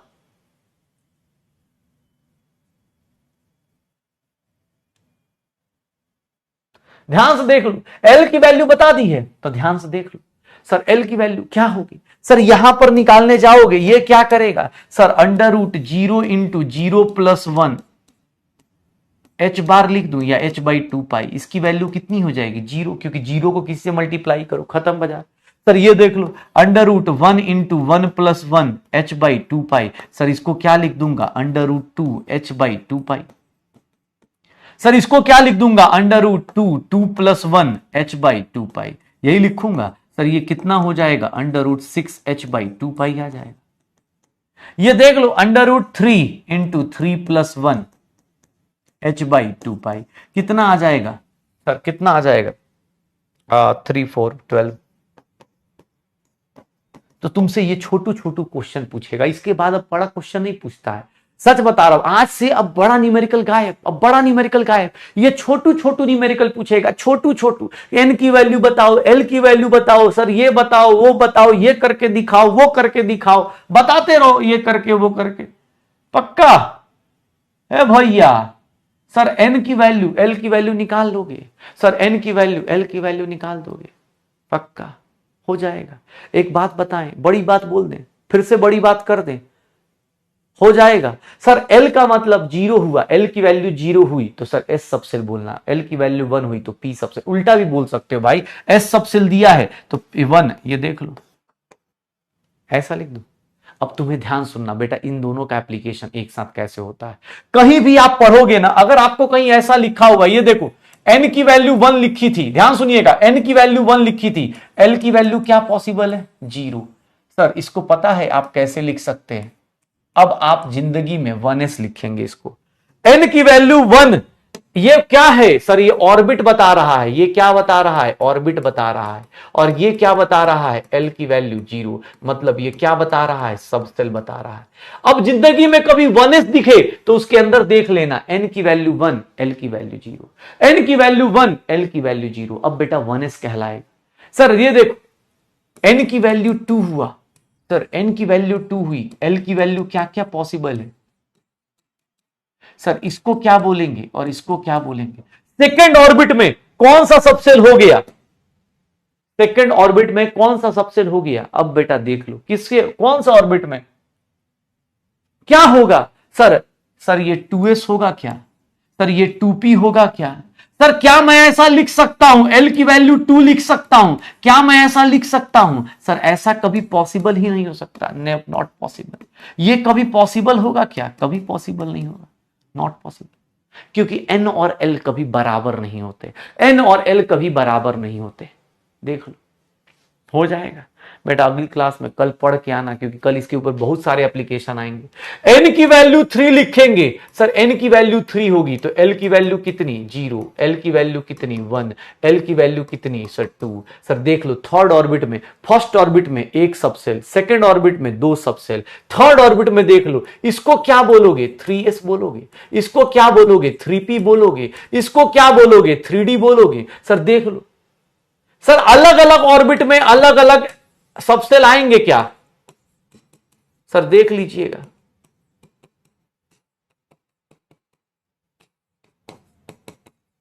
सर ये क्या आ गया? 4s। ये क्या आ गया 4p, ये क्या आ गया 4d, और ये क्या आ गया 4f। अलग अलग ऑर्बिट में देखो, पहले ऑर्बिट में क्या आया, s आया, s सबसेल होता है। सेकंड ऑर्बिट में s और p होते हैं। थर्ड ऑर्बिट में 3s होता है, 3p होता है, 3d होता है। सर अलग अलग ऑर्बिट में अलग अलग सेल आएंगे, पक्का 4s 4p 4d हो जाएगा, पक्का हो जाएगा। सर याद रखिएगा। अच्छा एक बात बताओ, चलो मैं उल्टा देता हूं, ये बताओ, अगर 5d दिया है, 5d में n और l बताओ, 5d में n और l बताओ जल्दी। 5d दिया हुआ है, n और l बताओ। 5d में n क्या है, कौन सा ऑर्बिट बता रहा है? अगर कोई इलेक्ट्रॉन 5d में है तो n की वैल्यू कितनी होगी? किस ऑर्बिट की बात कर रहा है? 5 की। सर किस ऑर्बिटल में, किस सबसेल में बात कर रहा है? d सबसेल में। और d सबसेल के लिए l की वैल्यू कितनी होती है? 2 होती है। l की वैल्यू कितनी होती है? 2 होती है d सबसेल के लिए। अगर मैं ऐसा दे दूं 6s, 6s का मतलब क्या हो गया? n की वैल्यू और l की वैल्यू बताओगे कितना हो जाएगा? सर 6s का मतलब सिक्स्थ ऑर्बिट में हो, s सबसेल में हो, सिक्स्थ ऑर्बिट में हो, s सबसेल में हो, पक्का? चलो भाई, अब आज के लिए काफी है इतना ही। अगली क्लास में मिलेंगे तो भैया हमारा पास 2 क्वांटम नंबर हो चुके हैं, तीसरा और चौथा क्वांटम नंबर, 2 क्वांटम नंबर हो चुके हैं, तीसरे और चौथे क्वांटम नंबर हम पहुंचेंगे। बेटा आज जो कराया है रिवाइज कीजिएगा, आज आपके पास जो कराया है उसको रिवाइज कीजिए, डी ब्रॉगली, हाइजेनबर्ग, इन सब चीजों को फिनिश कीजिए। बेटा अब आपके न्यूमेरिकल्स खत्म हो चुके हैं इस चैप्टर के, अब सत्संग चालू हो चुका है। कल हम लोग मिलेंगे और कल करेंगे इसके ऊपर बहुत सारी बातें, लेकिन कल की क्लास उन्हीं लोगों के लिए होगी जो आज इन सारी चीजों को प्रैक्टिस करके आएंगे कि 1 हुआ तो इसकी वैल्यू यहां से यहां तक, l की वैल्यू यहां से यहां तक, m की वैल्यू यहां से यहां तक। प्लीज पढ़ के आइएगा, रिवाइज करके आइएगा। मिलते हैं आप सबसे कल, तब तक वीडियो को लाइक शेयर सब्सक्राइब करते रहिए, मस्त रहिए, एंजॉय कीजिए गाइस, भूलिएगा मत। हाँ, मैं आपसे मिलूंगा कल अपने अगले ब्लॉग में और वहां पर करेंगे एटम के घर पे जाके किस तरह उसका एड्रेस निकाला जाता है, उसकी बातें करेंगे। ओके गाइस, मिलते हैं आप सबसे, तब तक के लिए बाय बाय। मेरा एड्रेस भैया वो नहीं है, ये बात ध्यान रखिएगा, कोई पहुंच मत जाना, पता चला ऐसे वो गलत एड्रेस है न्यू महावीर नगर में। Bye bye, good night.